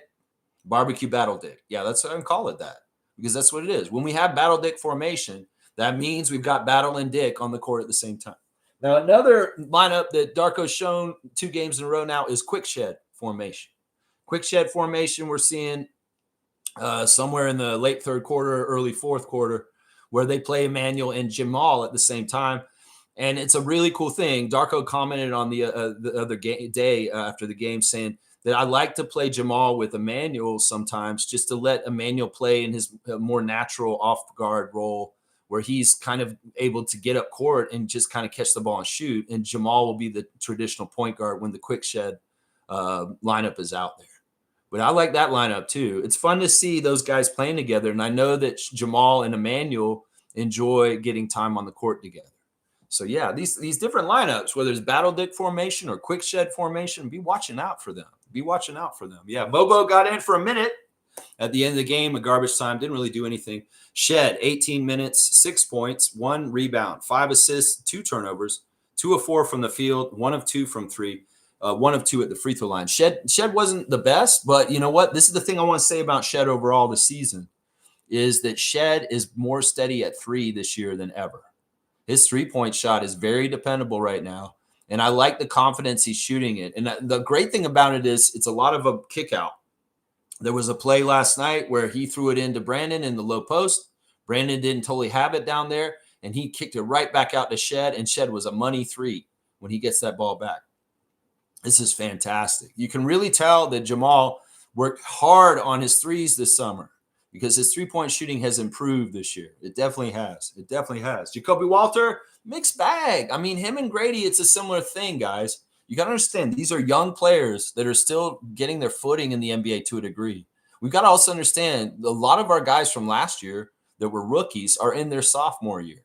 And sometimes there's a little bit of a drop in their second year. You know, Grady had some weird stuff in his second year too. And well, Jacoby, Jamal, Jonathan, Jamison, these guys may all have sophomore kind of weird stuff going on. Part of it is that these guys come into the league as unknowns, as rookies, and there's not really a clear scouting report for them. And in some ways, a Grady Dick as a rookie can operate a little bit more free until they find out, wow, we can't leave him open. You know, Jacoby Walter can do certain things in his rookie year In his second year, it gets a little more tied up because there's a scouting report on him. So that's something we have to keep in mind when we're thinking about Walter and analyzing him, and even Dick, because even though he's in his third year, he's still trying to work through how defenses want to play him in the scouting report. And that's just part of the growing pains of being a young NBA player. Jacoby, 15 minutes, 6 points with 1 rebound and 1 turnover, 2 of 6 from the field, 2 of 5 from 3, +2. Yeah, he hit 2 threes, and they were good and helpful threes in the game. You know, in some ways, I think people need to temper their expectations for what they think that they should get from our players and put the microscope up, put it back in the bin in the science lab. Just stop, y'all. Why don't you just watch the game as fans and stop being scientists and put the microscope up? Seriously, just enjoy the game. We won the game. Okay, you should be happy. There's nothing else for you to do or investigate. Leave it to the professionals. Do you leave it to the people like me? They're going to look at it, the box score, and we can talk about it and be fair about it. But a lot of people are going to get all upset and bent out of shape about RJ shooting 29% last night. Okay. It's not like that's the end of the world. It's not like that's not going to happen sometimes where guys are going to shoot bad on a certain night. Seriously, once again, stop it, science lab. Just stop it. I'm going to start calling y'all science lab. Seriously. And you need to put up your microscopes. That's right. Grady Dick, 20 minutes, 6 points, 3 rebounds, 2 assists, and 1 turnover, 3 for 7. He missed all 4 of his threes. Yeah, he didn't score any of his points off threes. He did it off of layups and getting inside and getting to the basket. But he was a +8, so he must have been doing something right. Like I said about Grady, Grady gets the assignment. Sure, he's not starting this year. Sure, it's not as prestigious as last year, but we're a way better team this year. We're more talented, and we're poised to win more. And in some ways, that's part of the shift of the balance, is that Grady becomes a role player off the bench on a team that's going to be at the top of the Eastern Conference instead of a starter for a team that doesn't even make the playoffs. So just understand this, Raptors fans. Seriously, understand this shit that I'm saying right here. In some ways, it's like not everything's going to get everybody and get everything. That's right. That's all. That's it right there. Yeah, G, good to see you, man. Trevor's saying this. Hello and welcome. We'll drop the new interview with Quickly today. Okay, that's cool. That's good to know. We always like to hear from our guys. Of course, I heard from Quickly last night after the game. He's very poised, and you know he really gets it. He said this. He said, we're not even a quarter through the season. There's so much to learn. There's so much time. There's so much we have to do. And, we're still growing and we're still learning and we're going to get better and better. And people need to just pay attention to this. We're already pretty good, guys. So we're going to get better and better. Like I said, Emmanuel is going to, really Brandon. Brandon has new levels he's going to go to. Colin Murray Boyles is going to figure out more as he goes. Scotty's going to have different periods where he's going to be at different levels. And you're going to see him rise up and have some monster games this year at some point. Seriously. Monster games where he's absolutely a dominant superstar. I'm telling you, that stuff's coming, man. That stuff is coming. Let's keep going. Stargate's mentioning, we kind of noted this yesterday because it was breaking news while we were on the air that Nico Harrison's been fired by the Mavericks as the GM of their team, and rightfully so. The guy was very arrogant. The guy was very cocky, and he's an idiot. And it's funny because the owner, Patrick Dumont, thought he was a savant. He was like, oh, Nico's so amazingly and so smart and stuff like that. And then Nico went and traded the best player that the Mavs have had since Dirk Nowitzki. And it's funny. There was a whole story where a Mavs fan, a young man, shot a bird at the owner, Patrick. And the dad of the kid didn't like that he shot a bird at the owner of the Mavericks. So he made his son go and apologize to him. And so there's an image of Patrick Dumont sitting with this young fan wearing a Lakers Luka jersey. And he said, I bought this jersey in defiance because I love Luka and y'all shouldn't have traded him. And he's talking to him and he's like, I'm sorry I shot a bird at you. And Patrick's like, I accept your apology. You know what? It was a mistake. We shouldn't have never traded Luka. That's what the owner told that kid. He admitted to that kid, we should never have traded Luka to the Lakers. Oh my gosh. You can't do anything about it now, Patrick. In some ways, the fans want more blood. And in fact, you might probably infuriate them. They hate you too. I mean, they're saying stuff about you in the arena just like Nico. So yeah, it's very interesting. In some ways, I think that this kid in the Luka jersey was part of the reason why Patrick Dumont fired Nico Harrison finally, because he heard the real voice of the real fan and how much they hurt from this decision. They didn't think about all that. It's really stupid, man. Really, really dumb. So yeah, Nico's out, and rightfully so. Rightfully so. The guy's an idiot, honestly. He changed like his LinkedIn to unemployed and I'm a dad or something like that. That's what he changed it to yesterday or something like that. I don't know. Yeah, Seymour saying dunk for G. Yeah, we can give a dunk to G. I agree with them, man. People need to lay off RJ. RJ's been so good this year, and he has one bad game. All of a sudden, people are coming at him with knives. Y'all aren't real fans. I'm just going to say this over and over again. We got to understand there is a big portion of people that do not want good things for the Raptors that lurk in our spaces and just add unnecessary noise that has nothing to do with being a fan. It has more to do with we're toxic haters. We are fans of other teams, and we're trying to rip you apart from within your social media spaces. That's why a lot of comment sections are not worth going into at this point. I kind of went into some on Facebook in the last day or so with Brandon. There were a lot of people in there being holier than thou about Brandon and judging him for the bottle throwing incident. And I fucking verbally took down some motherfuckers in some comments real quick about their high horse and being all like that. Seriously, I don't normally do that anymore, but I went into the comment sections in the last 2 days on Raptors official places, and I did let it be known to counter tort to people that were being unreasonable with their judgment of Brandon Ingram. Seriously. And the stuff I said was like, how do you know they didn't apologize? And how do you know this? And everything came to light yesterday. Thank you, Danielle Michaud. I'll actually give her props when she does a good job. And she did. That investigative journalism and having that interview with Brandon Ingram is a very positive and good thing that you did, Danielle. And that kind of stuff, that's the stuff that I would like from the people who cover the Raptors. They're helping the situation. So, G, you're 81 on the charts now for the dunks. That's right. Let's see. Stargate saying less than a year after the big Luka trade. Honestly, he should have been fired right after that. Most people have called it as what it is. One of the worst trades in the NBA's history. One of the worst trades indeed. Yeah. Yeah. Let's see. Seymour saying AEIOU was placed in your head to remind you that you owe them. AEIOU. AEIOU. What? I don't even know what does that mean? AEIOU. I don't even know what that means. That's a weird statement. I don't know what that means. He's saying Glorilla the Sixth Sense. Okay, Glorilla. Yeah, Glorilla. It was cool to see her so happy. She's in love. You can tell she's in love. She loves Kingram of the North. That's right. She loves him. That's right. Kaloy saying, good morning, Lex and Fellow Freaks. Good morning to you, Kaloy. Good to see you, man. Seymour saying, to know that a fan heckled the ownership into firing Nico is hilarious. Dallas was a 5-star hotel. Now it's a 2-star motel. Laugh out loud. That's what I'm saying, man. There's no fast paths. This is why everybody needs to be patient during rebuilds. This is why everybody needs to be patient with Coach Darko. This is why everybody needs to be patient, because there's no quick fixes. There's no quick way to the top.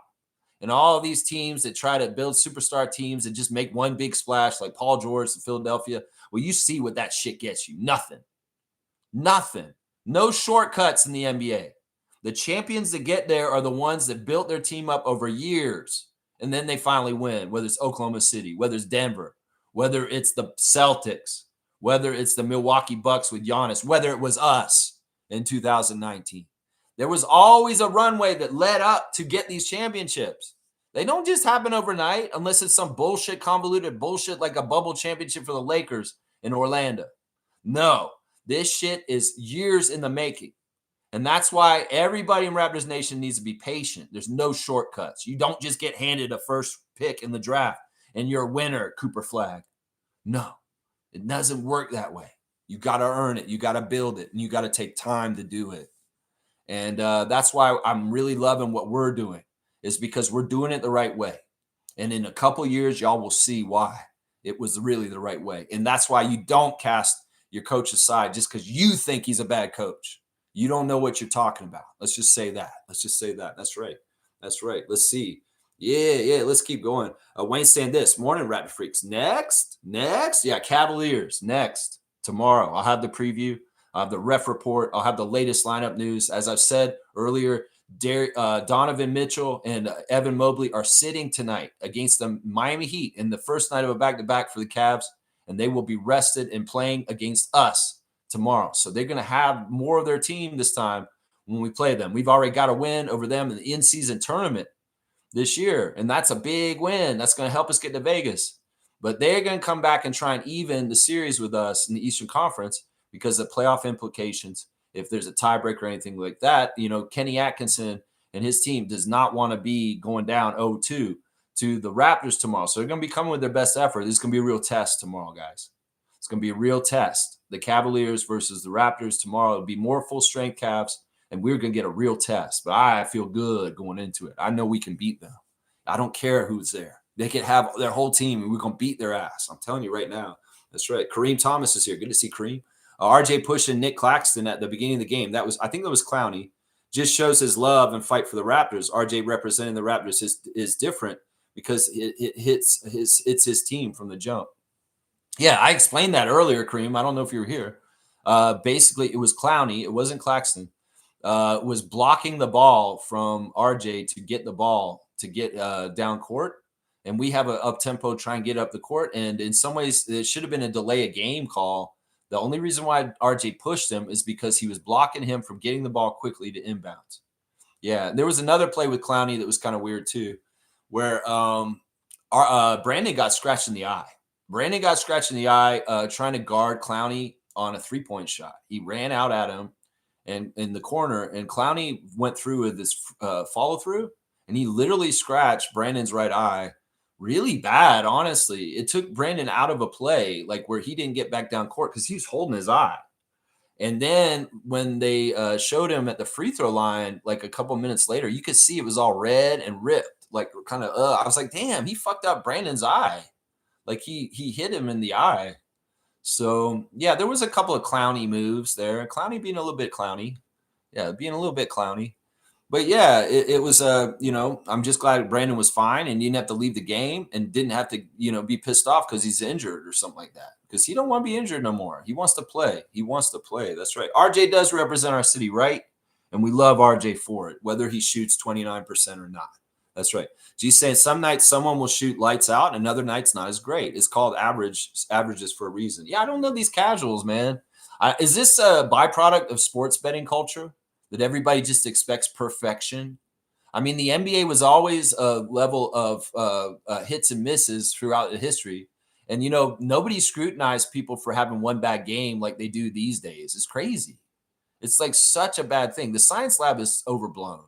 Y'all need to get out of the science lab, put your microscopes up, and just shut the fuck up. Seriously, man. I'm sick of this shit.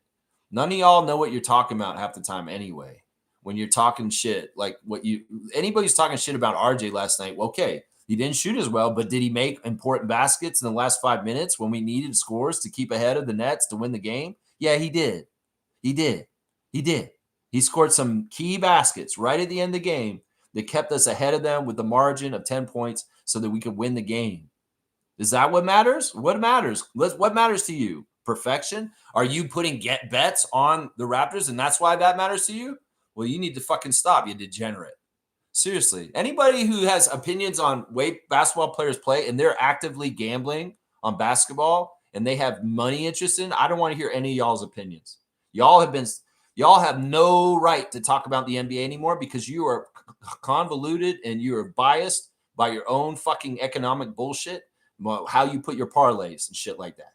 So no more. If you decide you want to be a sports gambling, sports betting fan, which is what they seem to want, FanDuel and all these bullshit companies, Bet Rivers.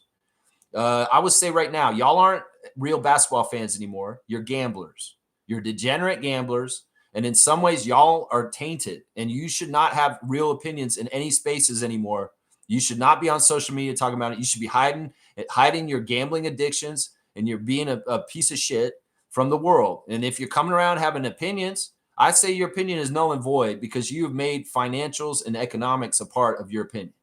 So fuck you. Get the fuck out with your opinions, you gamblers and you science lab motherfuckers, is what I'm saying right now. Seriously. No more of this shit. Koi saying Yak and IQ looking like themselves now. Yeah, the chemistry, the partnership is been reunited, and it feels so good. It's so nice to see those guys working off each other, because they help each other. In some ways, this is helping IQ have his better games recently. Yaka back. And Jakob is getting help from IQ, getting his rhythm back and making his offense show up again too. So yeah, it's a great partnership. It's a very good partnership. Kareem saying last year when we won 6 games, we had also lost 15. This year we are 6-5, way ahead of schedule, folks. Yeah, another note is, on the download, the Raptors have been better on the road than at home this season so far. We've had our fourth road victory as of last night. And we didn't get our fourth home road victory until the end of January last year. Yeah, we're moving different than we did last year, guys. We're moving way different. And we are coming for the top of the Eastern Conference. And, ESPN's got the power rankings this morning, the third week of the power rankings. They've jumped us up to 17. They've moved us up 3 spots from 20 as of this morning. And they're saying this about us on ESPN. The Raptors have rebounded from a 1-4 start, taking advantage of absences from opposing star guards. Okay, they're going to point out that Mitchell and Garland and John Morant and Trae Young all missed recent Raptors wins. But we beat the Hawks with Trae Young also, just so y'all know. And we beat the Bucks with Giannis. And yeah, so you go ahead and poo-poo that shit. But either way, whatever, we are at the record we're at to climb back above 500. Between now and the end of the month, Toronto has games against Indiana twice, Charlotte twice, Washington and Brooklyn, meaning the Raptors have a runway to keep pushing up the standings. That's Zach Cram saying that. I like to see that we're a spot above the Celtics now. The Celtics are 18th, and they moved up 1 spot, but we jumped over them. Yeah, so that's good, man. Falling out is Orlando. Orlando's 20th all of a sudden. That's interesting. What were they saying this summer about Orlando? And the Clippers fell from 12th all the way to 22. Wow, that's something that I said too that would happen. Wow, that's interesting. Very, very interesting. And there's the Mavericks. The Mavericks have plummeted down to 25th at that point down there. Yeah, that's interesting stuff, man. And there's the Pacers. Pacers keep dropping too. Wow. Now they have the Wizards as the worst team all of a sudden. Interesting. And the Nets are the second worst team. Yeah, so yeah, we're 17th in the power rankings at this point. Where did we start? We were at 24. We've jumped up 7 spots already in 3 weeks of the NBA season. Yeah, get ready to put us in the top 10, ESPN, you fucks. You're going to be putting us up there soon. That's right. That's right. Let's see. Neil's here. Good to see Blackhawk. I've said it many times. IQ needs to focus on his shots more than scoring in the paint because he's a scary shooter. When Darko puts Grady in battle with IQ, it gets scarier. Yeah. Yeah. I mean, the one thing I will say, though, I guess it's when they really pack the paint, he cannot finish near the basket. But the Nets had such bad interior defense. There was a lot of more ability for Emmanuel to get closer shots, and he did. He went in there and got some of them. So that's what I'm saying. I want these guys to play with IQ. Play smart. And if the matchup is as pertaining to you being able to get inside and get room to get more closer shots, go ahead and do it. But if it's a different team that's much higher caliber than the Brooklyn Nets that has a better interior defense, maybe he doesn't go in the land of the Giants then. It's really kind of the matchup that night, whether maybe business is open in the paint for Emmanuel quickly. So, yeah, it's going to depend on stuff. That's what I'm saying. That's right.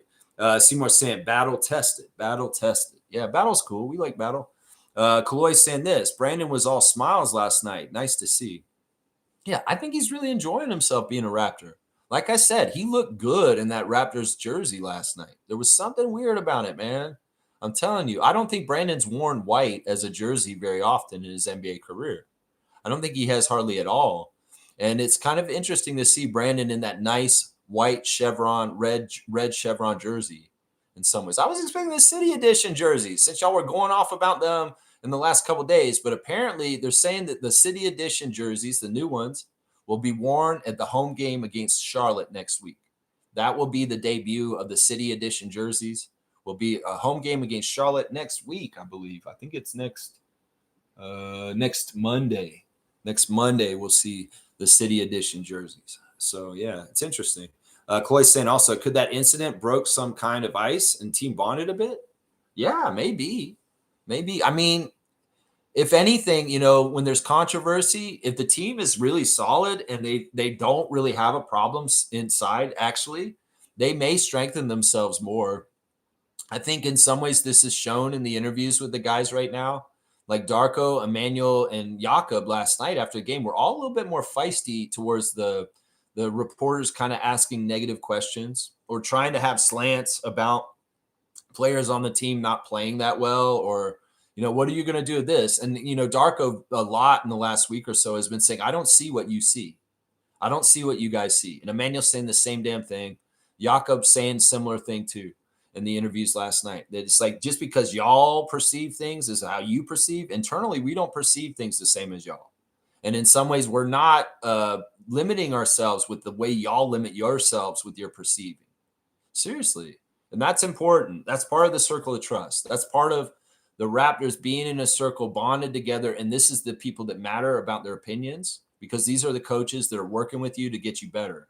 And these are your teammates that you play with that want to help you get better too. It's not the press. It's not the fans. Those fucking people, maybe some of them are like me and they want to help you get better, but some of them are not. And they're assholes and they're fucked up. And they're Michael Grange and Eric Kareen and they're bullshit questions. So, and I like the standoffishness. Like, in some ways, they don't have to be totally polite to these reporters if they're going to be dicks. Seriously. And I like Darko having a little bit more of a sharp edge towards them and saying, look, I don't agree with what you're saying. I don't see this the way you see it. In some ways, read between the lines. He's saying, shut the fuck up.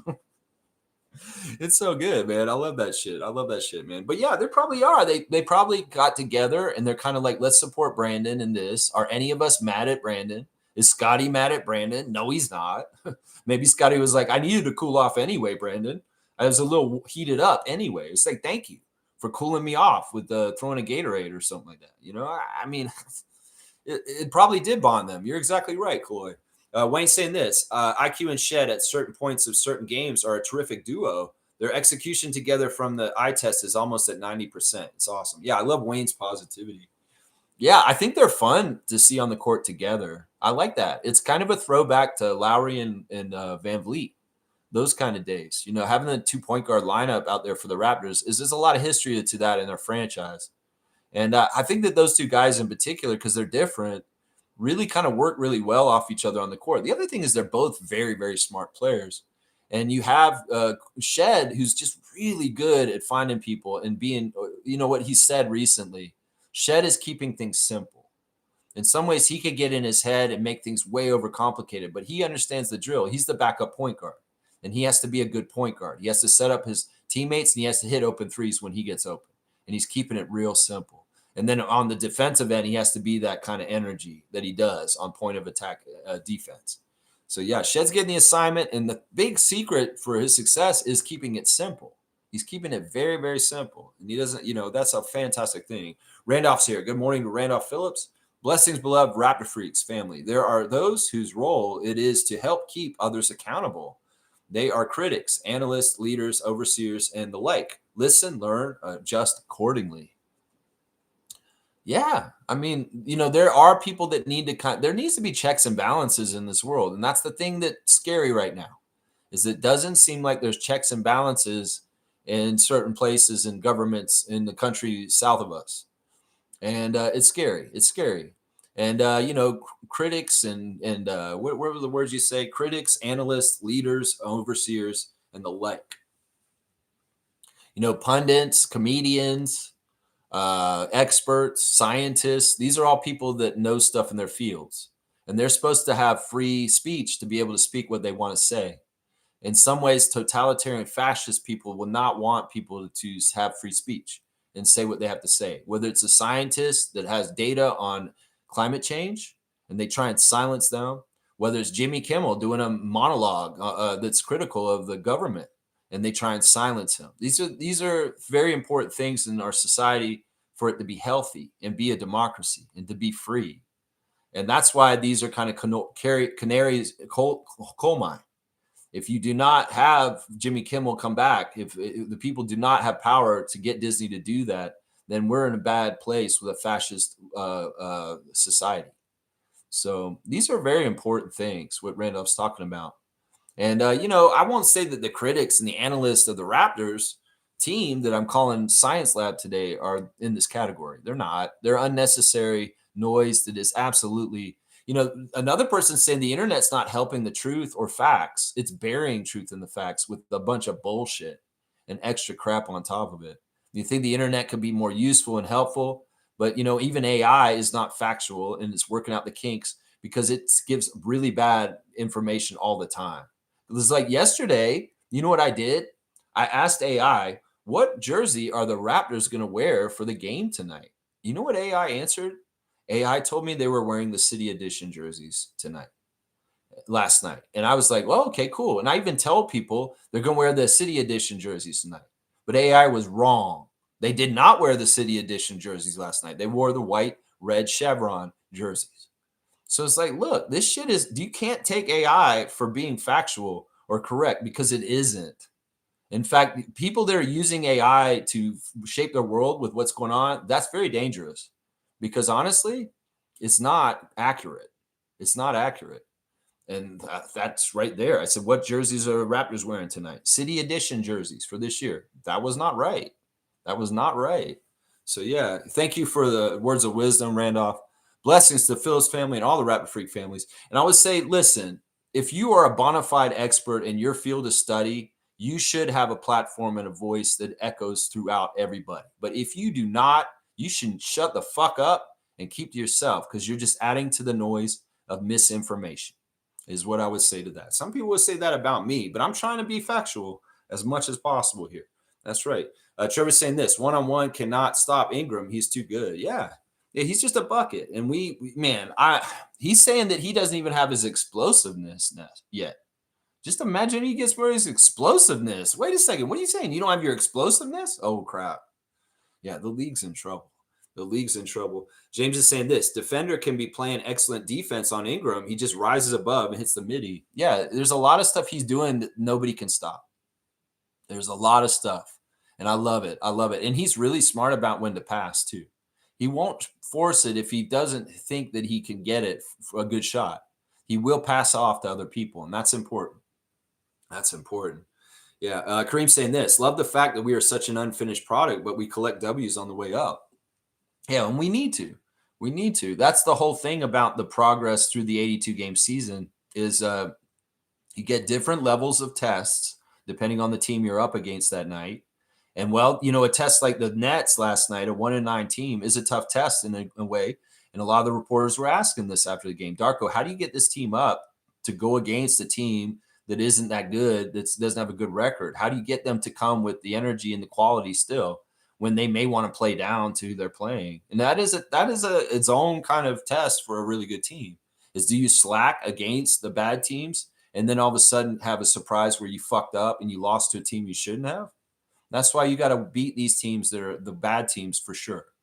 That's right. And these are all going to be different tests. Now we're going to have the fourth game of our road trip tomorrow against the Cavs. And this may be the toughest game for this road trip. It's either this one or the Philly game from Saturday. And, well, we could beat the Cavs tomorrow. That'll be a really good test of, we figured out how to beat them, and we beat a quality top Eastern Conference team at home again for the second time this season already. And that's fantastic. That's fantastic. Yeah. Seymour's saying this. It was scary to see him clench up like that. Maybe he needs to be careful on back-to-back nights of play. Who are you talking about? Especially if Yak ain't playing. That's you got to you can't say him. You got to write the full name each time because I don't know who you're talking about. Especially if Yak ain't playing. That's scary because duties become more heavy. Who are you talking about?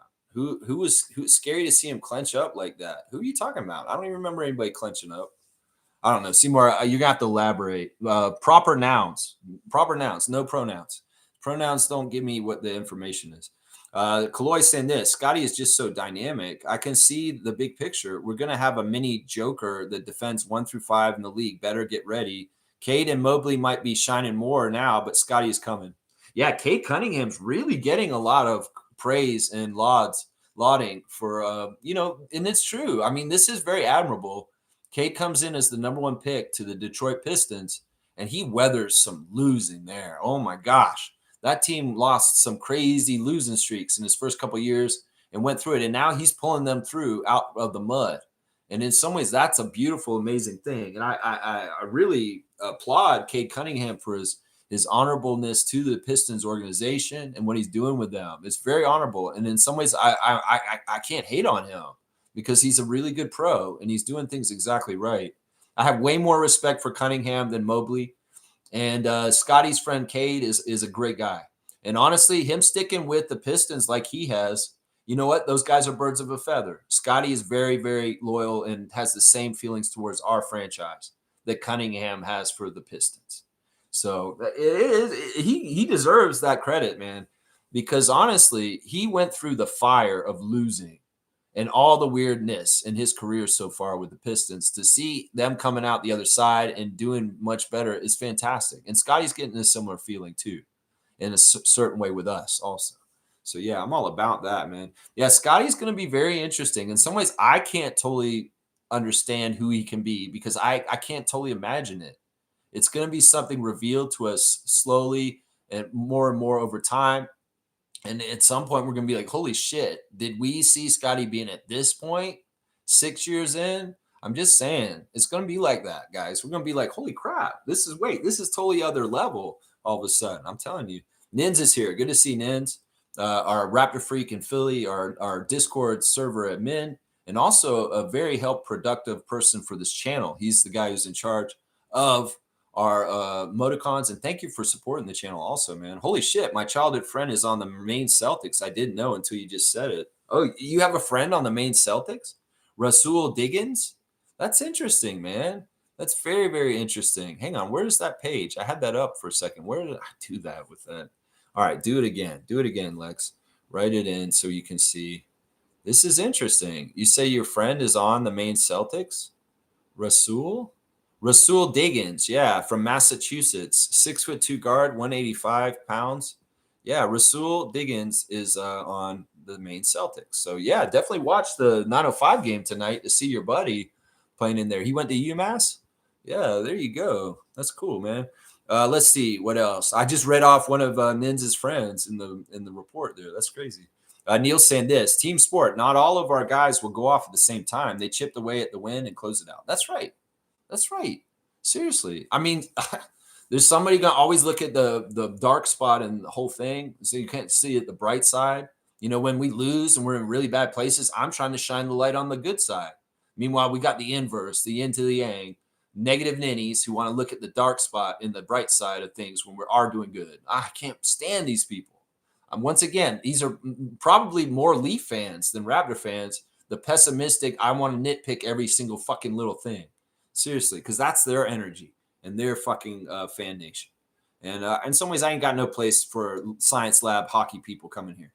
Seriously, put your fucking microscope up. Seriously, in your little safety goggles. You don't need that shit. Seriously, you're not scientists. Okay, you're in a class, classroom setting. Now go take the chemical shower. That's right. That's right.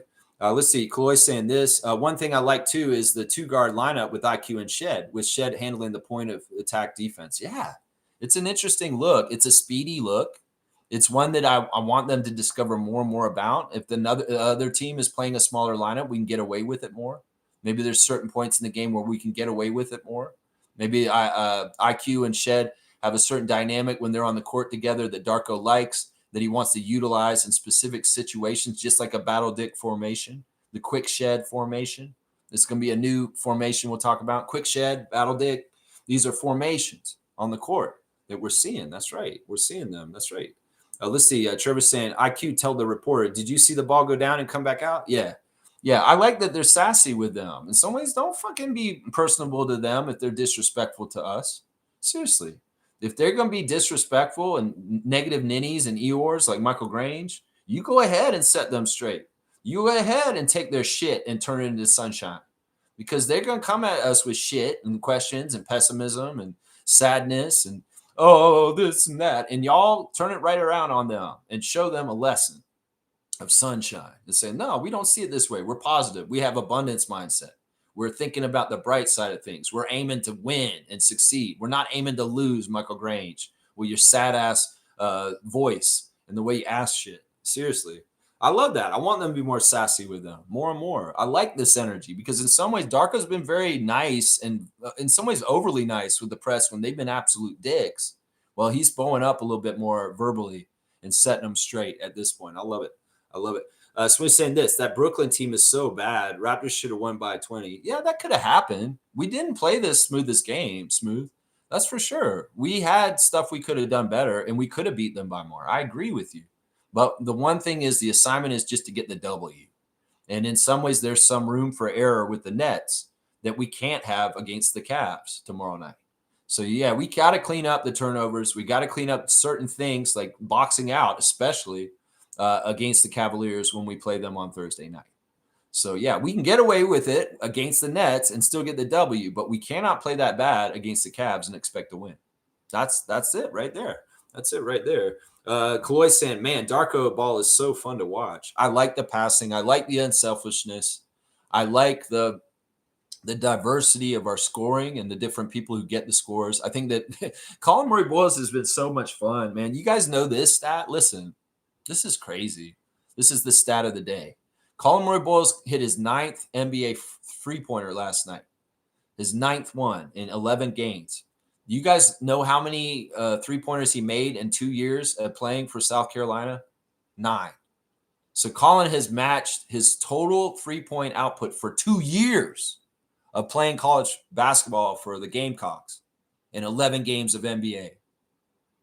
That's interesting to me. That man hardly ever shot threes in South Carolina. He only made 9 his whole 2 years playing for university. And now he's made 9 already in his first 11 games on the Raptors. He didn't even play all 11 of these games, did he? He played like 9 of them, right? It's crazy, man. It's pretty crazy stuff. It's very interesting, man. I'm telling you. It's a good sign right there. It's a good sign. Pacers lose again, 1-10. That's sad, man. I feel bad for Siakam. We're going to have to beat up on those guys a couple games very soon. In fact, we'll see them on Saturday. We'll go see Siakam and the Pacers on Saturday in their house. A game before we play them in the in-season tournament. We need to win both of them, especially since they're down and out. Yeah, I'm sorry, Siakam. We got to kick you where you're down. That's just how it is. That's just how it is. Sorry, Rick Carlisle. Sorry, guys. We got to kick y'all while you're down. That's right. Hope Siakam is okay. Might be getting flashbacks. Well, at least he's been through this kind of stuff before, so he can kind of control his emotions and have a bigger perspective about it all.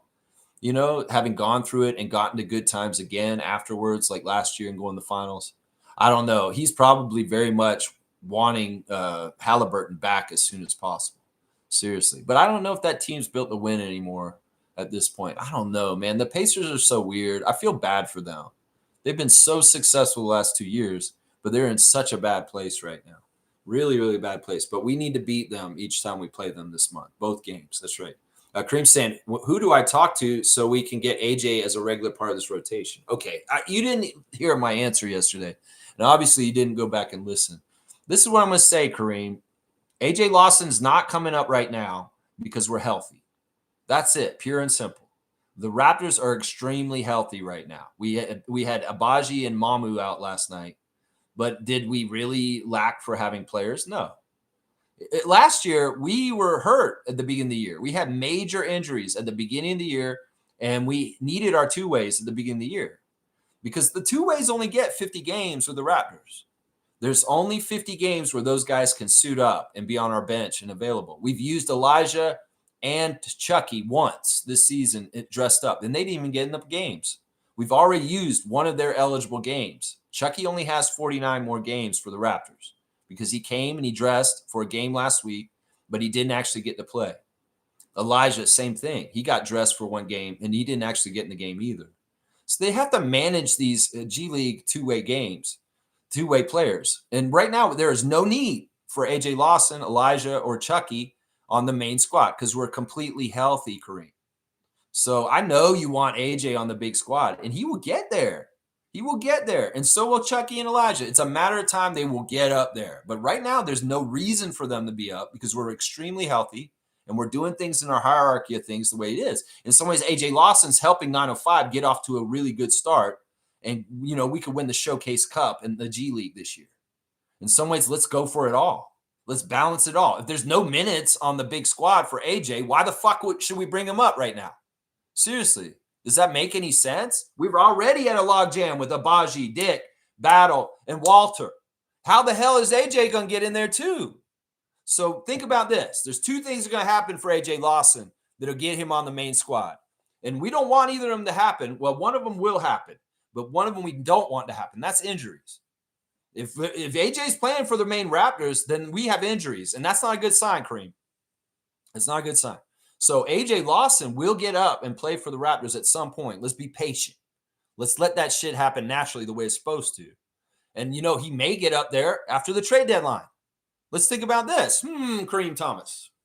What if the Raptors do trade a couple of our 2-3 players, our swing players, our shooting guards and small forwards that we have so many of? Let's say we trade 2 of them around the trade deadline and we get a big for them. A big, because we need a big, obviously. And then all of a sudden, our depth chart at 2 and 3 is a little bit more shallow. AJ moves up then, and he plays way more for us. And that may not be till February.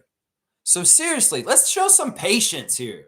Y'all, seriously, read the room and understand this is exactly why right here is that we're healthy. We don't need AJ. He's much better off getting time on the lower level, playing for the 905 tonight against the Maine Celtics, leading that team as a veteran, scoring like crazy, getting minutes where he won't get minutes when he's playing for the Raptors right now. So, let's just logically figure this out. This is exactly why. Does it make sense what I'm saying? We don't have to send Jacoby down to bring AJ up. In fact, that would do horrible things for the confidence of Jacoby Walter right now. They're independent of each other. We could have AJ just come up. We don't need to send anybody down for him. That's not how it works. The two ways are able to come up without sending people down. It's all on one team. I thought you knew that. So I just say, just have patience. I agree with you. But AJ Lawson's been in this league for like 5 years now. And he's played a lot of time in G League. And he is anxious to get up the big squad. But he's got to understand his opportunity, his golden ticket to do that will come when it's supposed to. And it's not we don't determine when. And God forbid the Raptors get very heavy injuries and all of a sudden we're relying on AJ Lawson to come up at that point, like last year. And that's the difference right there. Last year we weren't healthy at this point, and the two ways got to play way more at the beginning of the season because we needed them. We don't at this point. So they can get established, help Andrew Jones with the 905 get off to a fantastic start and have success on that level.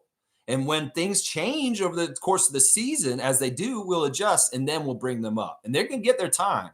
There are two ways. They're supposed to play on both teams, but it doesn't say any point when or what. And maybe Darko's holding all of their eligible games, their 50 games, so that at some point, 30 games in the season, it's like I can have the two ways and the lineup sitting on the bench in the warm-ups and ready to play at any point because we're at the point where their games are for the rest of the season.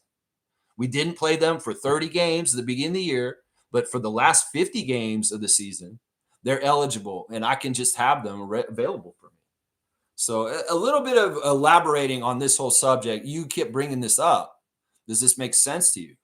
You could bring up AJ right now, but he ain't going to fucking play. Seriously. We're having a hard enough time getting Jameson and Grady and Jacoby balanced out in the game. So how the hell is this going to work? Seriously. And once again, another thing I said yesterday, Kareem, that you didn't hear is in some ways AJ Lawson's lucky to be on the Raptors right now. If Ulrich Shamshay doesn't go on the fitness to play panel, maybe AJ Lawson's not even on our team right now. Let's just put it that way.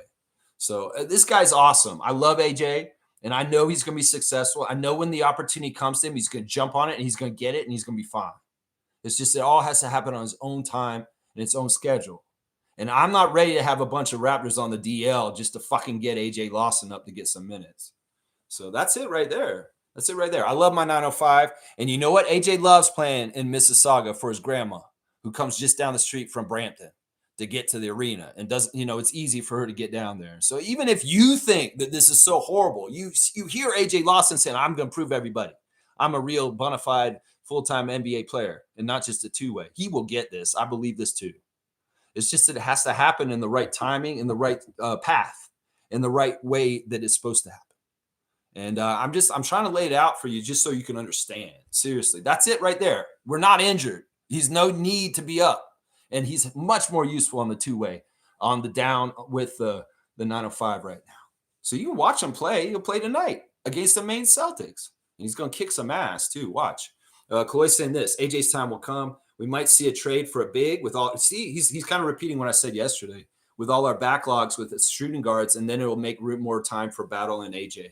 Yeah, and it's interesting you said Battle because he's saying, oh, Battle won't get traded. I don't know who could get traded or not. And even AJ himself could get traded, but who knows? We'll just have to see. There's a logjam in his position, and in some ways, that's got to be all sorted out by Bobby Webster at some point. That's part of it right there. Yeah, let's see. Kareem saying, I personally want Jacoby to get 35 minutes per game with the 905 for like a month. I'm not totally against that. It's just that it's such a sensitive thing. The like sending guys back and forth between 905. In some ways, right now, I can tell Jacoby had a really good start of the season, but he's in a really tentative week right now, where in some ways his confidence is a little bit not exactly right. And in some ways, Darko knows better the personalities of the players and what's going on and whether he should actually send somebody somewhere or not. In some ways, part of it is that Jacoby's in the rotation right now on the regular Raptors. And in some ways, he needs to continue to, like Grady, take the smaller amount of minutes and show that he can be a quality player in a potent way in a smaller amount of minutes as a bench role player. The assignment this year isn't 35 minutes, you're a starter and score as much as possible, like Kareem's saying. No, the assignment right now for Grady, Oshai, Jameson, and Jacoby is to prove that in 12 minutes of the game, can you be a contributor to winning in different ways? Can you hit a couple threes? Can you play very good defense? Can you rebound a bit? That's what the assignment is for these guys right now. It's not to become starters. It's not to score 20. It's not to hit like 5 or 6 threes. If Grady did that, that'd be awesome. It's more about, can you be absolutely quality for the amount of time I'm going to give you? Because I'm not going to give you as much time as I did last year, because we were bad last year and this year we're good. So these guys have a different assignment. This isn't about trying to grow into a starter right now. This is about growing into a quality role player in the NBA for these second, third, and first year players that I'm talking about. That's it right there. That's it right there. So I don't even know. I mean, if Jacoby went down there, he could probably just do what he did last year when he got 35 minutes and be the dominant player down there. And what is that proving? It's not proving anything. He needs to play against the highest level and not the level at the G League. He needs to play against the best. And that's why he's doing what he's doing right now. That's it. Let's see. Wayne saying Walter is developing and figuring it out. Thank Darko and the coaching staff later when the improvement hits all the knuckleheads. It's going to be good, man. It's going to be good. And it's right now, it's just a growing pains. And in some ways, he's going through it.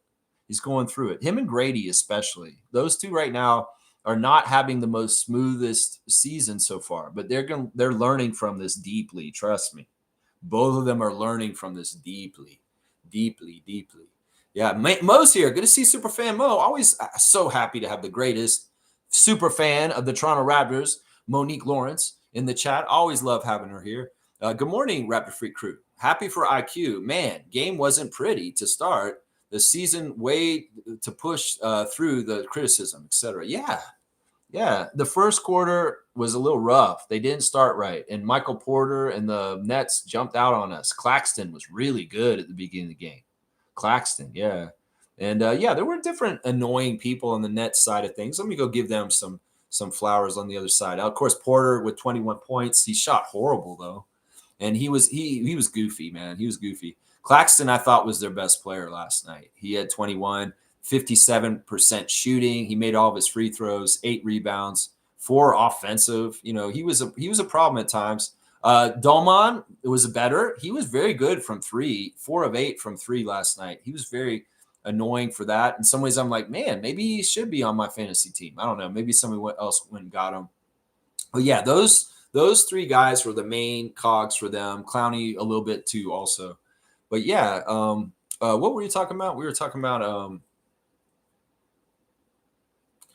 pushing through. The second quarter for the Raptors was the winning quarter, because in that quarter they outscored the Nets by 10, and that's where they separated from them. The scores were pretty even through the rest of the game. The second half, they were scoring pretty even with us, and we just kept that 10-point lead right up until the end.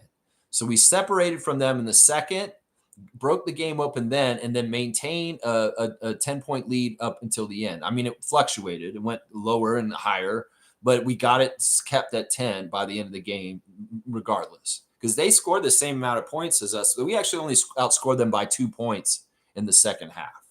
So they were running with us pretty good at that point, but they couldn't get any stops to try and overtake that. That's what Jordy said after the game. I watched his interview after the game, and he was talking about how he felt like his team played very well. They're making progress in some of the stuff that they've been going through, but they still need to figure out how to make stops when they absolutely need stops to try and win the game. And they couldn't do that in the fourth quarter.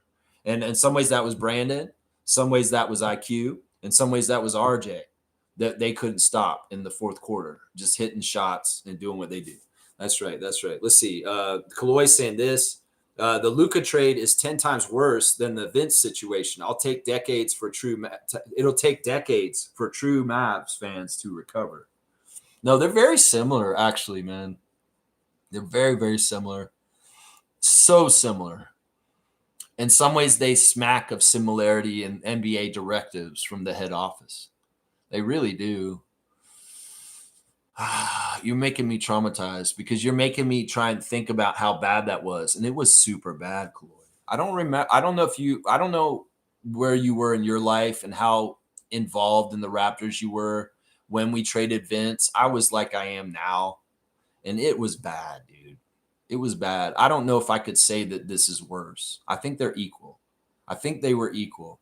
And I think that the reverberations that happened to our franchise in the years after Vince getting traded to the Nets are similar to what's going to happen to the Mavs now. We went through a really tough time of just trying to make the playoffs and just trying to get it back to somewhere. Because and it's a similar thing. In some ways, we could argue that our trade was worse because Alonzo didn't even show up, and Anthony Davis is trying to play for them, and he's getting hurt. So I can't say this. I think that they're very equal, and I think that the pain that we went through as a franchise in some ways still reverberates 20 years later. So I can't get with you on this. I think that they're equal. I think that they're very much equal. And I think that what we've gone through as a franchise is something that Mavs fans can go look at and see, wow, this is what happened with the Raptors when Vince got traded out from them. So yeah, I don't know if I can say this, man. I don't think it's 10 times worse because Davis actually came and played for them. And the guy we got for Vince didn't even show up. And we got two guys named Williams. And that's it. It was honestly, I still think the Vince trade is the worst trade in the NBA history. Seriously. Because it is absolutely one-sided. And at least the Mavericks got Davis and Christie. And, they got a couple of useful players that actually played for them, Smooth saying this, Luka was not only the face of the Dallas Mavericks, but the face of Dallas, Texas. Yeah, and Vince was the face of Canada. And Vince was the face of Ontario. And Vince was the face of Toronto. And, man, that one hurts so bad. Seriously. Man, Kaloy, you're making me think about the pain I had around 2005, man. Ooh, that was tough times, man. Let's see. Smooth saying, even with the Dallas Cowboys, I don't know if that's true. I don't know if this is true, what Reggie's saying. I think that football still rules the city of Dallas and that the Cowboys are more important than the Mavericks. I don't think that could ever change in that situation. I think the Dallas Cowboys are just like that. They're America's team. And, the NFL in some ways is still more popular than the NBA. So I can't get behind these statements here, guys. I think that the Cowboys are still king of Dallas. I think they're still king of that. Yeah, Dallas is the Motel 6. Leave the lights on for you. All right, Trevor, you want a joke dunk? I'm going to give you a joke dunk. I don't normally give Trevor any joke dunks, but I'm giving him one today because that's funny. You say leave the lights on. Is the Motel 6. That's hilarious. That's hilarious. Trevor talking some smack today. I love it, man. I love it. Trevor J. 165, my guy. 165, man. Yeah, we're getting on the home stretch for the dunks this year. We're in November, and next month's the last month for dunks. We're gonna have to see who it gets the dunk championship this year. It's very close. Seymour and Kareem at the top. We'll have to see who gets it, man. Superfan Most saying BI has all the tools. Yeah, I love him. Don't you love him? That's why. Listen, stand by your guy. Listen, none of us are perfect. Anybody who was ready to cast aside Brandon Ingram for a foolish mistake, a one moment mistake, you're crazy. He apologized to that guy multiple times. Multiple times he apologized to that kid. I'll call him a kid. Yeah, it's so dumb, man. And the NBA fined him $25,000. In some ways, that's bullshit. But yeah, whatever. BI's living his life. He's going to go play and he's going to kick ass regardless of it all. That's right, Mo. That's right. Stargate saying Raptors are about where I expected them to be with a new player like BI3 and incorporating IQ more as he was injured most of last season. I mean, I'm not trying to have expectations for the Raptors. I mean, we'd like to be in the playoffs. I'd like them to be at the top of the Eastern Conference, but I'm rolling with the punches of the season and just seeing how things go. And so far, things are going really, really well. In some ways, that's what we have to do. But you know what? Like I said, this rest of this month is really easy schedule. The Raptors have a runway, as ESPN put it, in their power rankings to take off and go up the Eastern Conference standings and make the record really good. And they cannot drop the ball on this. They have to take care of the games that they absolutely should win. And that's Washington, Charlotte, Indiana, games like that, Brooklyn again. We're going to have to beat all these teams, win all of these games, and add them to the win column. That's what I want to see. That's right. Mo's saying this. Why is the first quarter always a struggle for the Raptors than the second quarter? You know, they actually kind of talked about this last night, Jakob and IQ, saying that in some ways the starters do recognize that they need to dedicate themselves to defense better. Brandon Ingram, in his interview with Danielle Michaud after the game on the court, said that they came out bad. And in the first 3 minutes, they let the Nets score 13 points. And they said, no, that's unacceptable. And they made adjustments and they tried to slow them down and put the fire out. You know, that I don't know what it is exactly. You know, I think part of it is that the Nets are desperate right now, that they have been really bad. And Coach Fernandez, his game plan is we got to jump out on them right away. And it could very well be a team that's 1-9 is hungry. And they're really like, we got to do this for coach. We're trying. And, you know, if we can just stack a good 10 minutes at the beginning and we'll stack the next 10 minutes and the next 10 minutes, we'll have 48 minutes by the end of it. And hopefully we played a good game by the whole game. So I think that that's what it is, Mo. I think that in this particular case for last night is the Nets are really desperate to play better winning basketball. And to start the game, they want to get on the good foot. And they're really coming out because they know they have to absolutely start the game on top for them to win games. So I think that's what it is. You know, when we've been a bad team in recent years, we've just wanted to have like a play good solid half or a good solid 3 quarters or get the whole 48, the whole 4 quarters. We want to play quality ball. And right now, the place where the Nets are right now is they want to just stack quality minutes from the start of the game. So they're coming out really strong right away. And maybe we're coming in a little lackadaisical because we see a 1-9 record and we're like, oh, this will be an easy game. And they come out and punch us in the face first. I think that's specifically what happened last night. I won't comment on any of the other games where we've had slow starts, but I think that's it right there. As Jory said, you got to come out there and punch first. And they did. And they did successfully punch first, but they didn't have it to carry the whole 48. They did not. Neil's saying this, send prayers to Jimmy Kimmel as his brother from another mother passed away. I don't know what you mean with that. I have no idea what that means. I do not pay attention to mainstream media or anything like that. I don't know what you're talking about. Let's see. Kareem's saying, you mentioned Jimmy Kimmel. His best friend died yesterday. The band leader Cleto of the Cletones passed away, and Jimmy did an amazing monologue for him. I say hug someone and tell them you love them. Oh, I didn't know. I don't watch Jimmy. I've never, ever watched Jimmy. In some ways, I'm very proud of him for what he's done in this past year and what he stands for at this point. In some ways, if you told me this goofy guy from the Man Show, who in some ways is not somebody I've ever liked, honestly, I'm not a fan of Jimmy Kimmel. I feel like his comedy is kind of bullying sometimes. And in some ways, I don't think he's that funny. So I've never been a fan of his. But I'm sad to hear that a good friend of his died.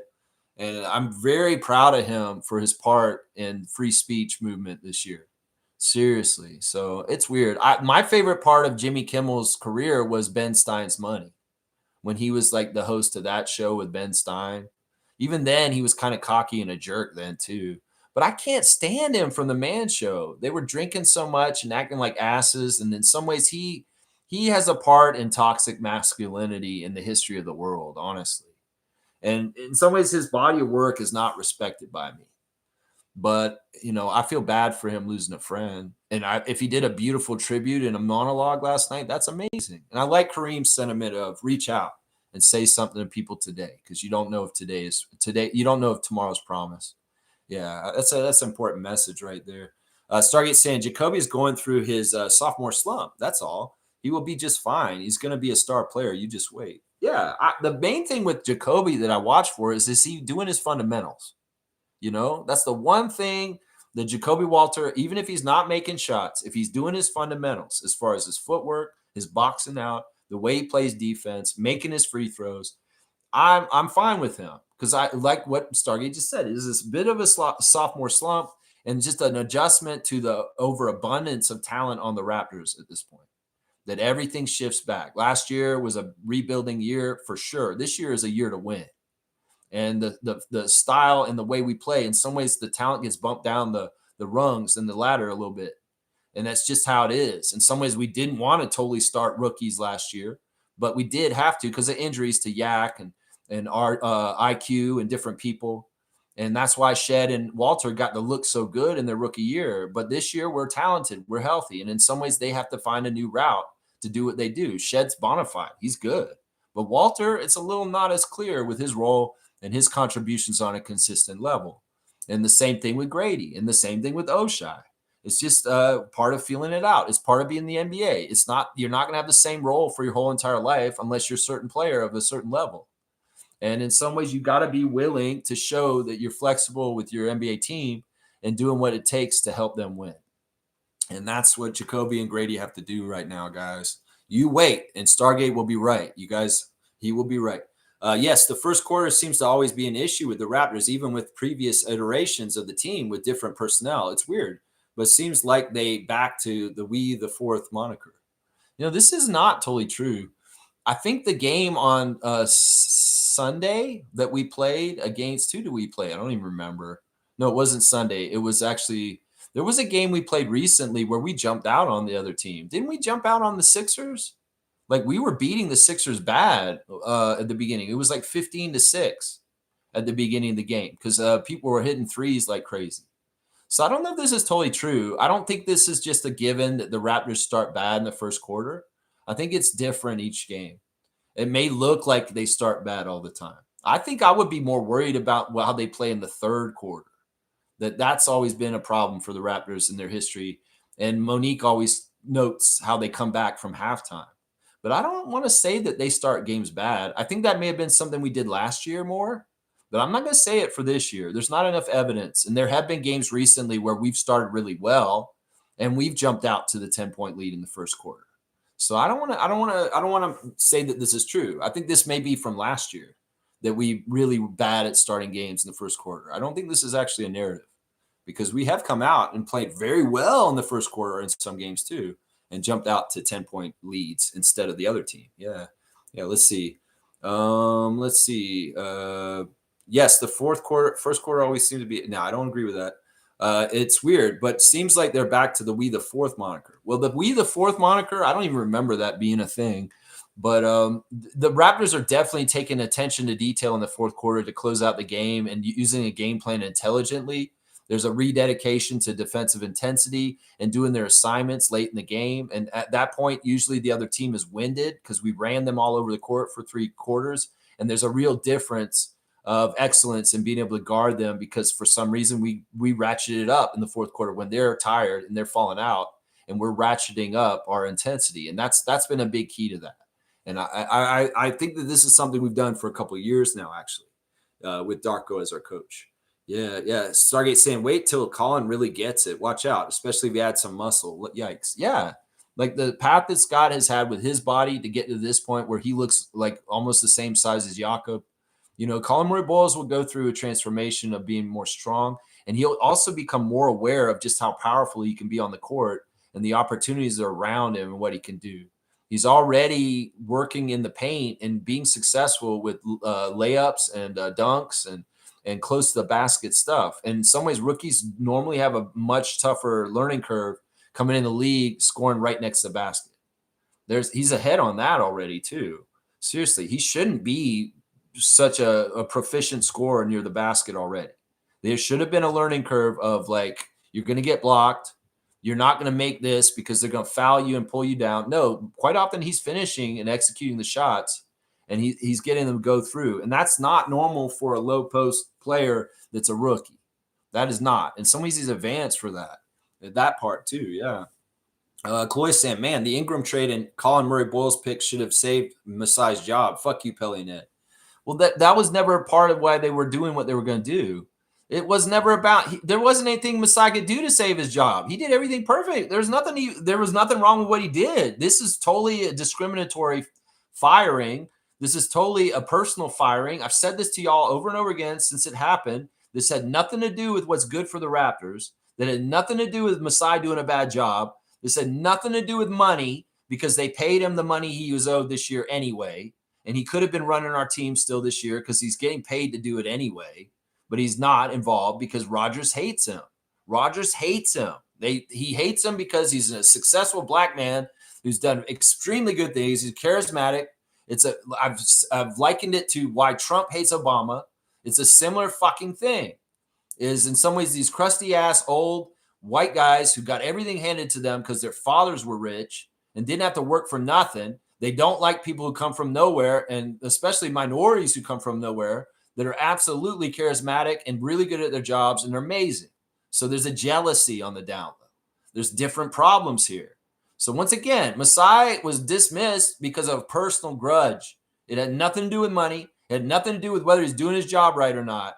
This was just going to happen as soon as Ed Rodgers took over the head ownership of the MLSE. This is just going to happen. And we knew it was going to happen 2 years ago. We knew it was going to happen years ago. And Masai was bracing for it. He knew it was going to happen too. And that's why in interviews he would say stuff, Toronto is such a good market and a good city. They're going to win regardless of whether I'm here or not. Because he knew. When he says shit like that in the last 2 years, he was forecasting stuff like that he knew. In some ways that when I go all the way back to that moment when he was drunk on Raptors Tonight and he was in his feelings, I think that was around the time when he was realizing that the other shoe's going to drop in the next couple of years where Larry steps down and he can't be in charge of MLSE anymore, and Ed will stake the seat and he will kick him out of his job. In some ways, Ed Rodgers will say this. It's like, I don't see why I have to pay Bobby Webster and Masai Ujiri both if I can just have one of them do the job. And that's really kind of part of the thinking too, is what part of it is. And once again, when Keith Pelly said we want basketball people taking care of basketball stuff, that means I don't want a president of the Raptors to be in charge of culture, feel, quality control, the way the team promotes itself. That was all stuff that Masai was very much in charge of. He's not anymore. Keith Pelly's in charge of that stuff. And Bobby Webster takes care of just solely basketball shit. Bobby Webster's not in charge of our jerseys and our look and the things we did, Giants of Africa, all that kind of stuff. No, Masai was doing all that stuff. And in some ways, that was the extra stuff that Ed Rodgers hated. That's the extra stuff that he didn't want around anymore. And that was part of it also. So, there's a lot to it. There wasn't anything Masai could do to keep his job. His job was gone no matter what because of what I just described, man. There's nothing he could have done. There's nothing he could have done, man. Kaloy. Stargate saying this. Exactly, Lex. I'm kind of tired of people trying to push AJ and Jameson in the lineup so willy-nilly like they are. As you say, read the board and have some patience. It's the best intentions, and I'm with Kareem on this. I want AJ to get what he wants, and he will. Trust me. I believe in him. I think he will get it. It's just that all in good time and when the opportunity opens up. And right now, the Raptors have to maximize their potential and the way they do things. And right now they're healthy with their best players and they need to play them. That's part of the reason why these rookies ain't coming up yet. That's part of the reason why, certain players aren't exactly getting as big of a chunk like Jameson Battle. That's just part of it. Let's keep going. Neil's saying this, even though Darko apologized to Jordy, I'm glad Darko left the starters in because we weren't scoring in garbage time once the starters left. I mean, in some ways you got to safeguard winning the game. But when is the white flag raised? When the losing team brings their bench in. And he didn't even do it for that long. He left them in for 2 possessions. And I think RJ and IQ schooled the bench of the Nets. And then he brought them out. But I think in some ways, too, he didn't realize that he was maybe not on top of it. He didn't realize the Nets had brought their bench in. He's like, oh, crap, I still have my starters out there. And he switched them. It was just a courtesy apology In some ways, it's very humble, and it's just it shows a good person, honestly. And that's what I like, man. And the Nets, like I said, the Nets broadcast caught on to it, and they were speaking very highly of our coach at the end of the game for that classy move. That classy move right there. It's pretty cool, man. Pretty cool. Stargate saying Jacoby is not going back to 905. Stop it, please. He was barely there last year, honestly. You know, when Jacoby went to 905 last year, he was down there for like 5 games. That's it. He barely played down there last year. So I think that this is right. I mean, the only way you put him down there is maybe if he gets hurt and he needs to do a rehab assignment to get up to speed down there. You bring him down there to have a first game back to get his legs under him without coming to the big squad. That's very useful use for the G League. Is you it's like in baseball where you give a rehab assignment to a top major league pitcher to go down to AAA and go pitch a game down there to get a warm up. It's a similar thing like that. We could see that happen with him.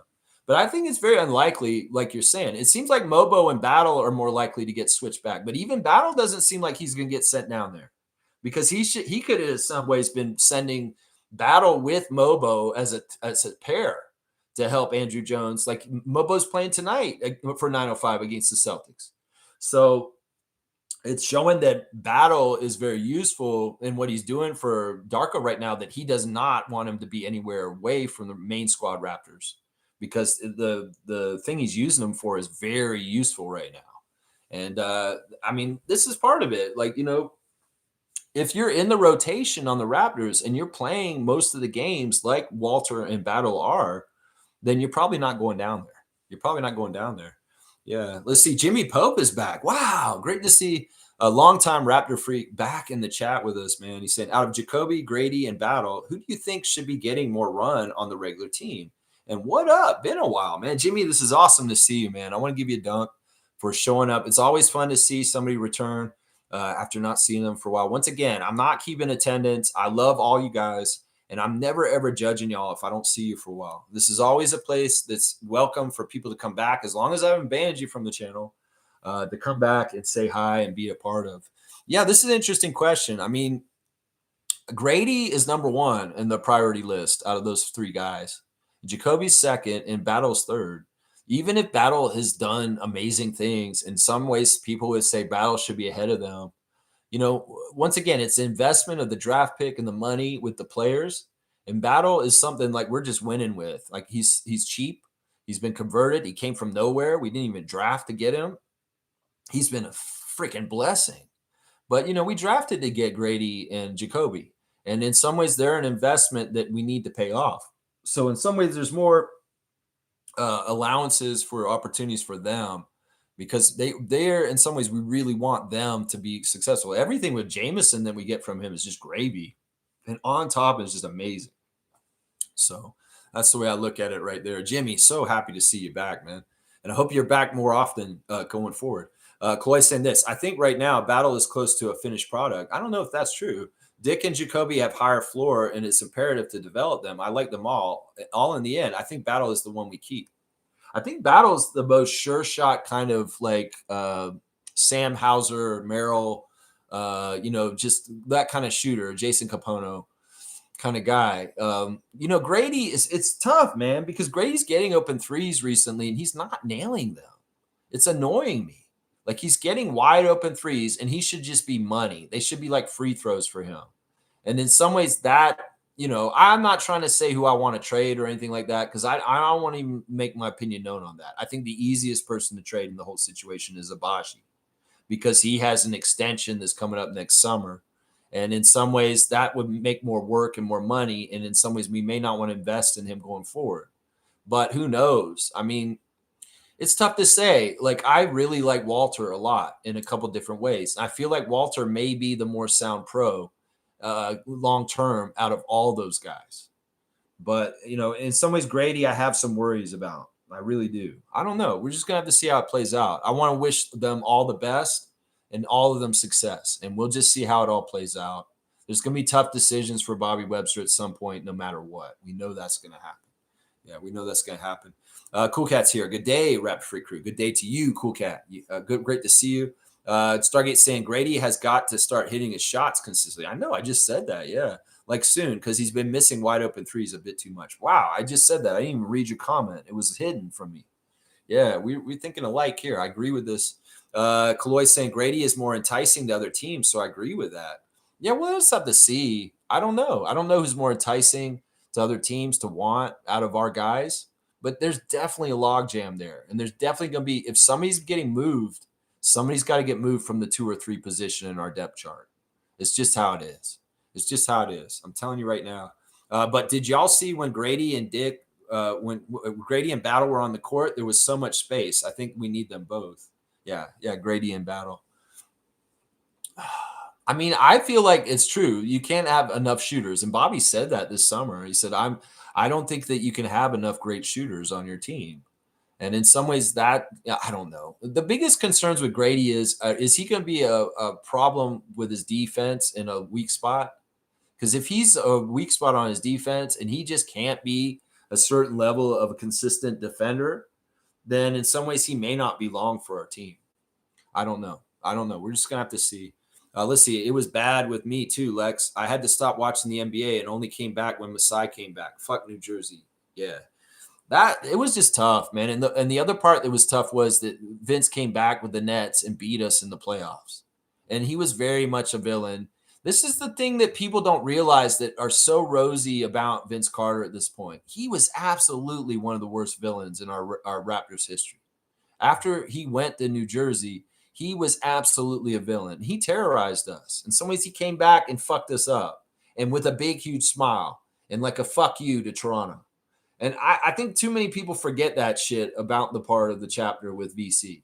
Seriously. And that's part of the reason why I haven't totally like bought into this whole rah Vince Carter shit. I made peace with it. And I kind of really enjoyed him calling our broadcast last year at times. I hope he's still going to do some this year. He may back out at this point. Maybe he lied. He say, I'll come back and do some Sportsnet games with Alvin and Matt. But he hasn't done that yet. And he may be too busy with Prime and that bullshit to come back, or NBC. He's on NBC. Sorry. I don't know. In some ways with Vince, I trust him as far as I can throw him. And some of the convoluted shit that him and his mom were saying around the Jersey retirement last year, in some ways, I don't really think he's totally for the Raptors in the right way. And in some ways, he is exactly who he is. He's very much a lightning rod in our history. Some people are going to forgive him and love him and just be all that. Some people will be like me and be skeptical and be like, you know what? I trust you about as far as I can throw you. Seriously. In some ways, I honor that you're a Hall of Famer. I honor that you are the first retired jersey for the Raptors franchise. But in some ways, I also don't forget the bullshit that happened because of you also. Seriously. In those years immediately after, him and Tracy were both little shits when they came back to Toronto on their new teams afterwards. They were, both of them. And they reveled in it. They talked about it on that fucking show last year about being villains in Toronto too and laughing about it. So in some ways, I don't like those guys. I really don't. That's why they don't get put higher on my all-time Raptors lists. That's why he's not one of the top 4 Raptors in my book, Vince Carter. It's Kyle Lowry, DeMar DeRozan, Pascal Siakam, and Fred VanVleet. Those are the top 4 Raptors in the history of the Raptors, in my opinion. And some people say, you can't not have Vince on that. Sure, I can. Sure, I can acknowledge the Air Canada stuff and what he did for the Raptors and the country of Canada in basketball. Sure. But I can also acknowledge that he fucking hurt us deeply. And he acts like he didn't have anything to do with his exit, but that's bullshit. Man, he was part of that toxic shit that happened at the end and got him out of here. So, yeah. Let's see. Come on. Come back. All right. Roger Raymond's here. Good to see Roger Raymond. Thank you for being supporter of the channel. Good day, Raptor freaks. We basically got nothing for Vince Carter trade. It's a miracle we recovered. It took a while. I mean, what was that? 2004, 2005. And we really didn't come back to relevance in the league until like 2012, 2013. I mean, we won and went to the playoffs with TJ Ford and Chris Bosh and Sam Mitchell, but that was a flash in the pan. And some of that was dumb luck. And some of that was absolutely sidelined by Jorge Gaboza, horrific leg injury that fucked up our season that year. Yeah, it's tough. It really wasn't until Kyle and DeMar and Dwayne Casey brought us out of the mud like 8 years after that. So that's what you may be looking at, Mavericks. I'm just saying that's kind of shit that happens right there. Yeah, that's what I'm saying. Stargate saying, I thought Cooper Flag was a generational player. Why aren't the Mavs killing everybody in the West? I know, Stargate. There's such a hype about him. He's just so ready to play in the NBA. He's not ready to play point guard in the NBA. That's part of the fallacy right there. Let's see. Where are all the capture the flag Raptor fans now? Yeah, whatever, man. I'm just glad that we're a beacon of information and sanity in the Raptors fan nation on this channel and trying to keep it clean and positive and straightened out. And in some ways, yeah, we were against these capture the flag people last year, especially Monique Lawrence, and we were right. That's what I say right there. We were right, Stargate. We were right. That's right. Jimmy's saying this Battle has that clutch gene, straight shooter. He's like a robot. It's like just really crazy. He's just so dialed in and so money.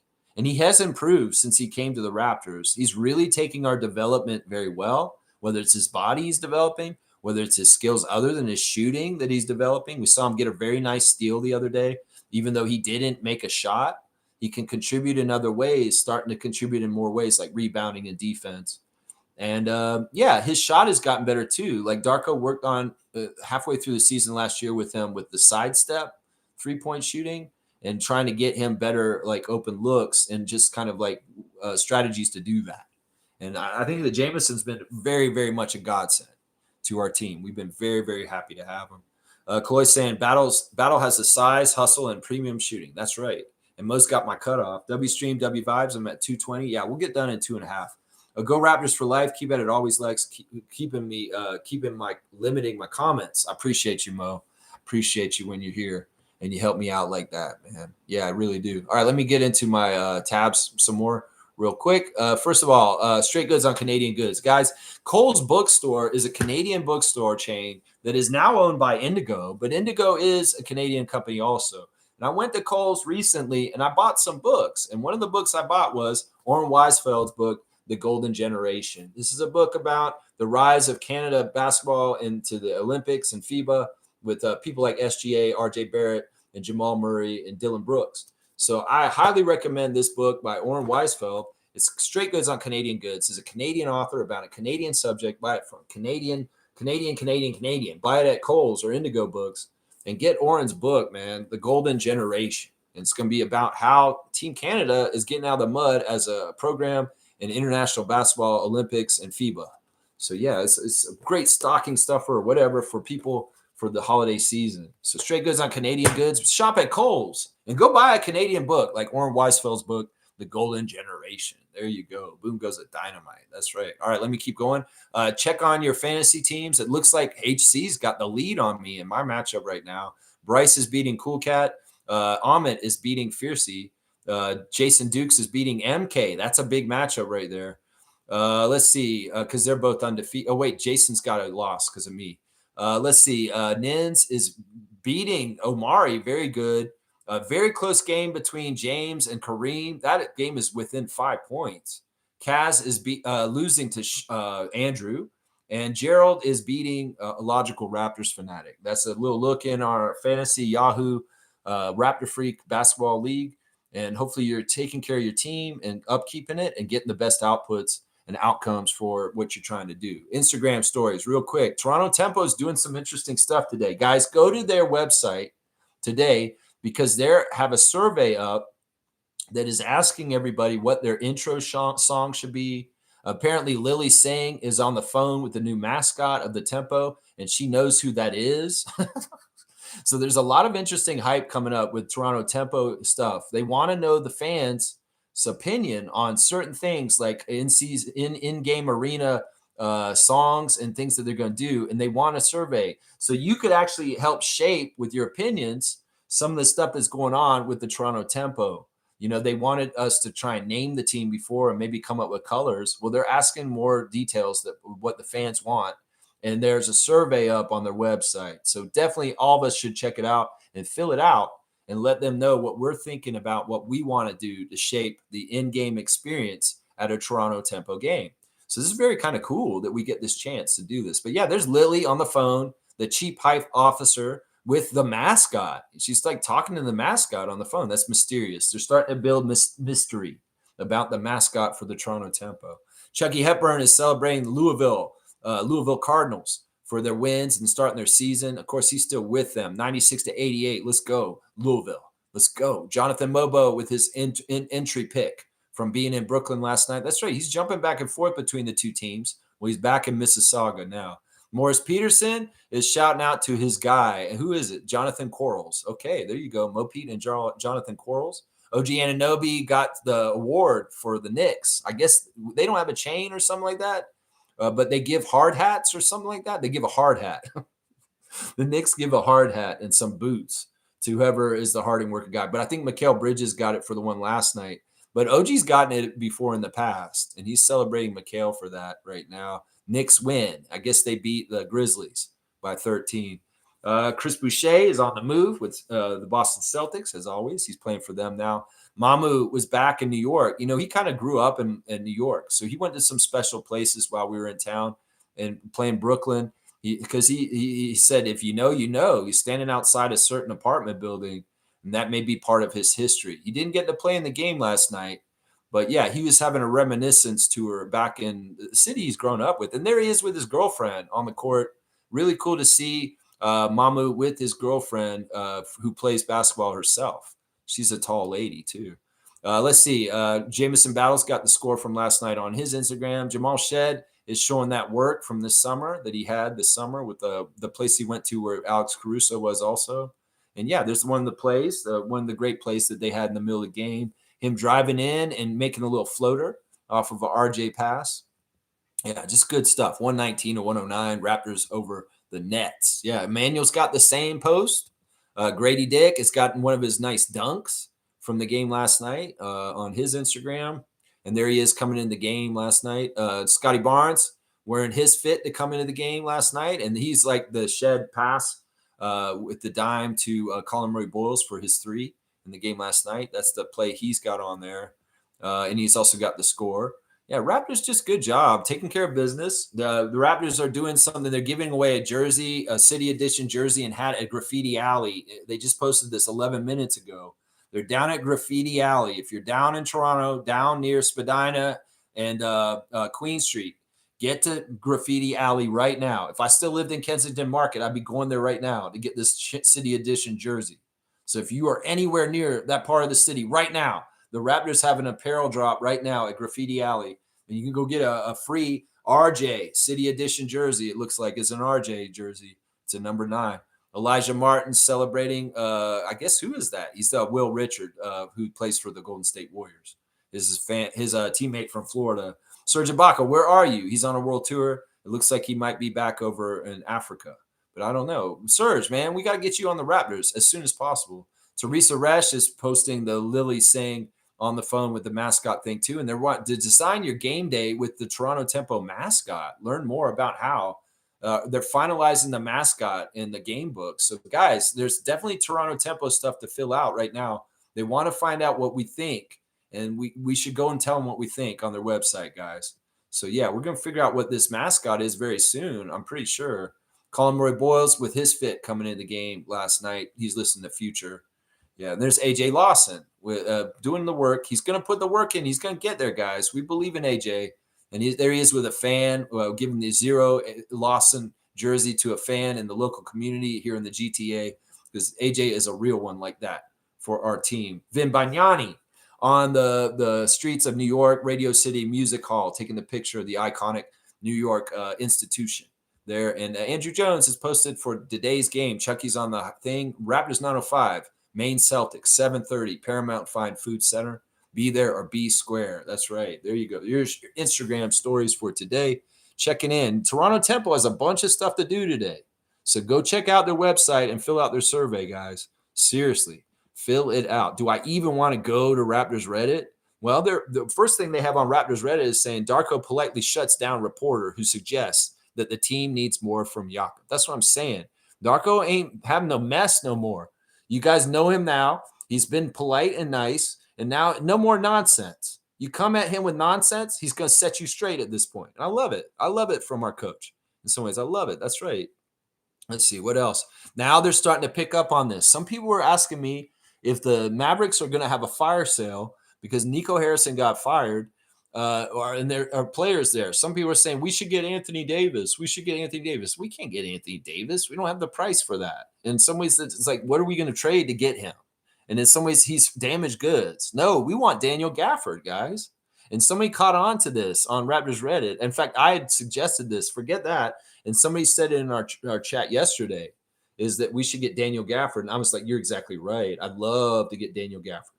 And well, somebody's catching on to it on Raptors Reddit. They're saying this could be interesting pieces. Athletic big man Daniel Gafford being one. The Raptors have had interest in him in the past, so it makes sense to expect they will make calls, but this could drag out for a while. That's Michael Grange reporting that.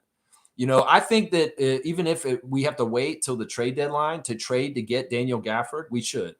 Seriously, because this guy's a badass. And he would fit what we need, and he's about the right price place as far as his salary and what he's done. And I think he's a good player. I think he would give us what we need that we lack as another big man.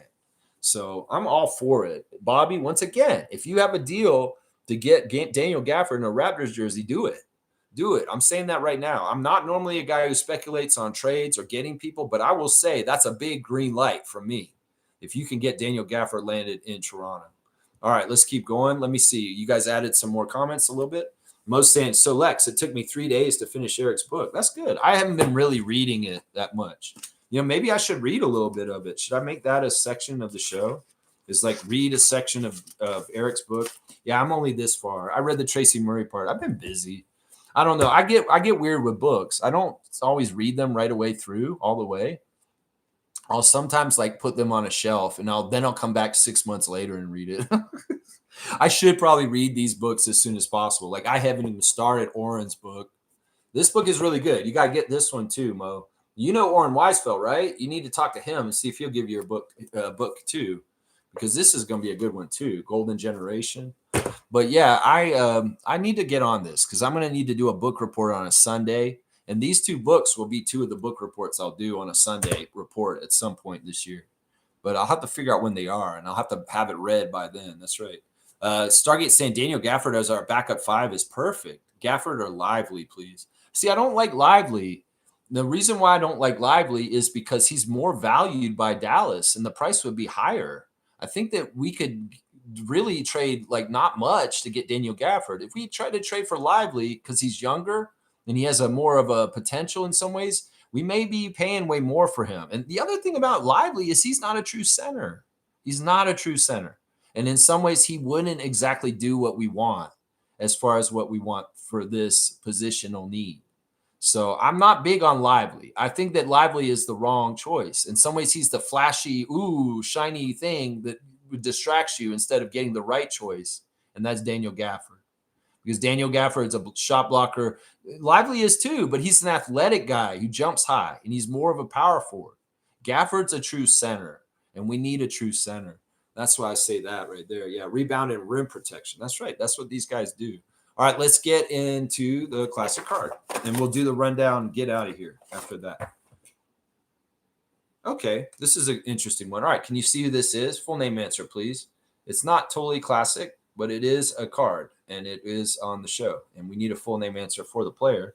If you know who this player is, you can get it. That's right. Lively can't rebound and box out. He only blocks shots.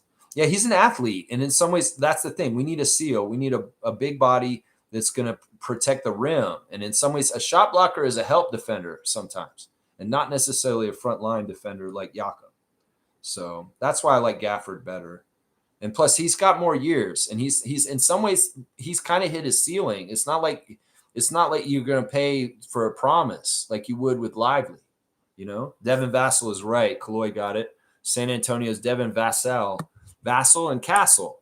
That's who they got in there. So yeah, that's a 100-point card because in some ways that's a little bit difficult to get because he looks kind of he's not one of the more well-known players in the league, Devin Vassell. And we got Kaloy on there today. That's cool, man. Kaloy doesn't always get the classic card. He's getting 100 for that one today. Devin Vassell is the card. All right, let me do the rundown and get out of here real quick.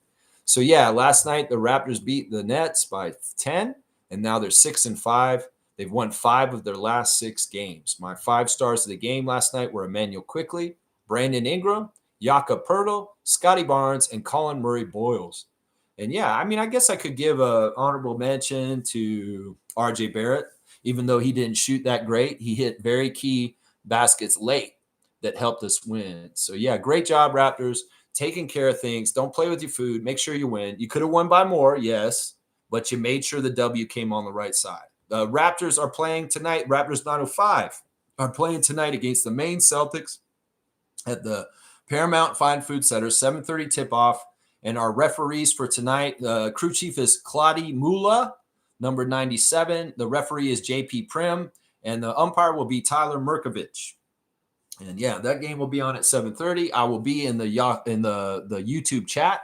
If you want to join me there, we can talk during the game. Maybe Blake Murphy will be with us too. We'll have to see if Blake will be in there with us like he has been in the past. We'll just have to see. Let's see. Seymour saying Tim Duncan loves that Queen guy. Yo, pause. Loves that Queen guy? Which Queen? Oh, Derek Queen? Derek Queen?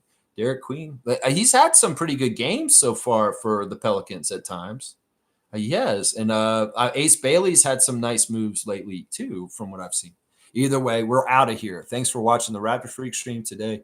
Seriously, let's put the science lab microscopes up, guys. There's no reason to have lab.